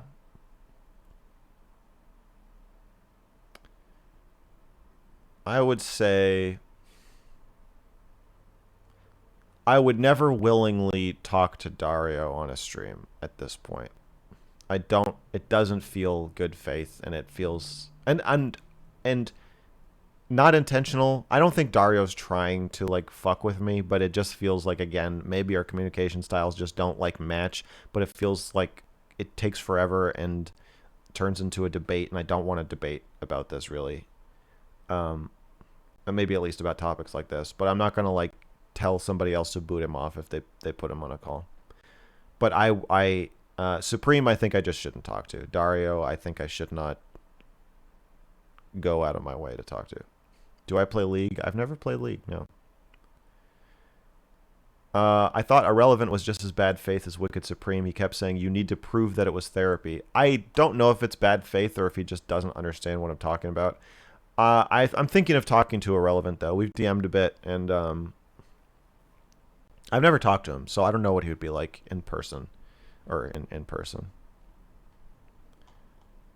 There's been some comments about your point of view on homophobia and pedophilia. Can you please elaborate your point of view on these topics? I don't know. What's my view on homophobia? I think we're all a little gay. Pedophilia? We're all a little pedophilic. It's something that society has to manage. We're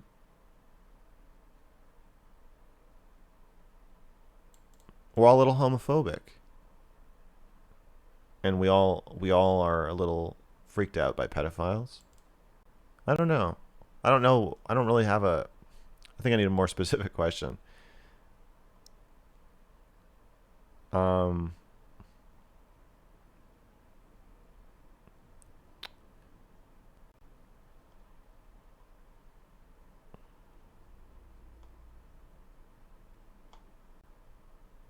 Thanks for the subs, Ring of Fire. What the people say is that most of Dr. K's patients were helped, and so net good. I think they disregard the general situation. Yeah, I don't think net good. You can't. There's so many counterexamples you can come up with if you're going by net good in terms of medical ethics. It's fucking crazy. I think I think it's completely irrelevant and irrelevant argument to make. Do you think an abusive relationship can with work get back to normal? Yeah, but not between a practitioner and a patient. I think that just needs to end and they need to go to somebody else. Between partners, yeah, or in like a family, yeah. Take your leave, man. Pretty soon it's going to be time for the next stream. Oh, Jesus, you're right. My next stream is an hour and 20 minutes. Okay. Yeah, I gotta go. Okay, I'm going to read the donations. And then I'm going to go not stream. Wow, this is almost a 4-hour stream. That's crazy. I did not realize that. Okay. We have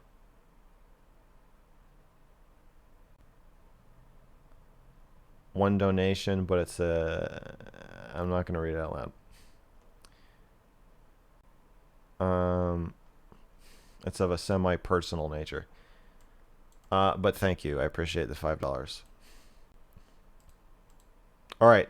In 1 hour and 21 minutes, I will be interviewing the now ex Healthy Gamer coach, who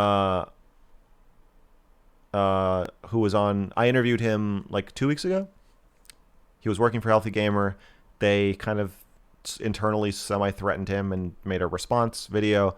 So he's coming back on. He has quit his job. He's not working for them anymore. I want to get like his thoughts on the video and Healthy Gamer and any other information he wants to supply us with. And yeah.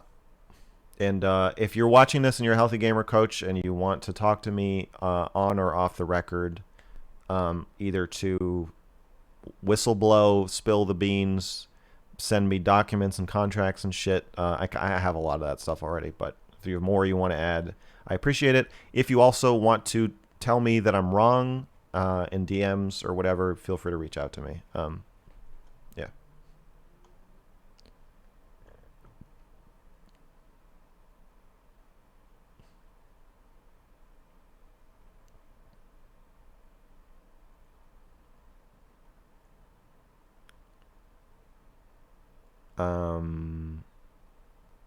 Yeah.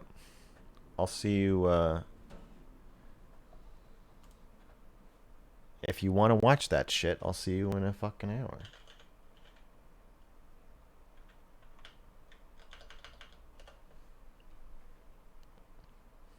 This is where the fun happens. This is where the fun happens. All right.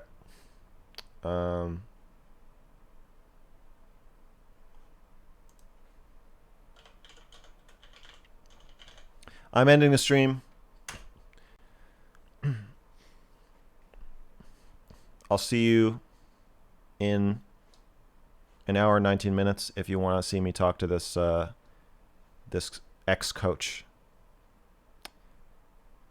Goodbye, horses.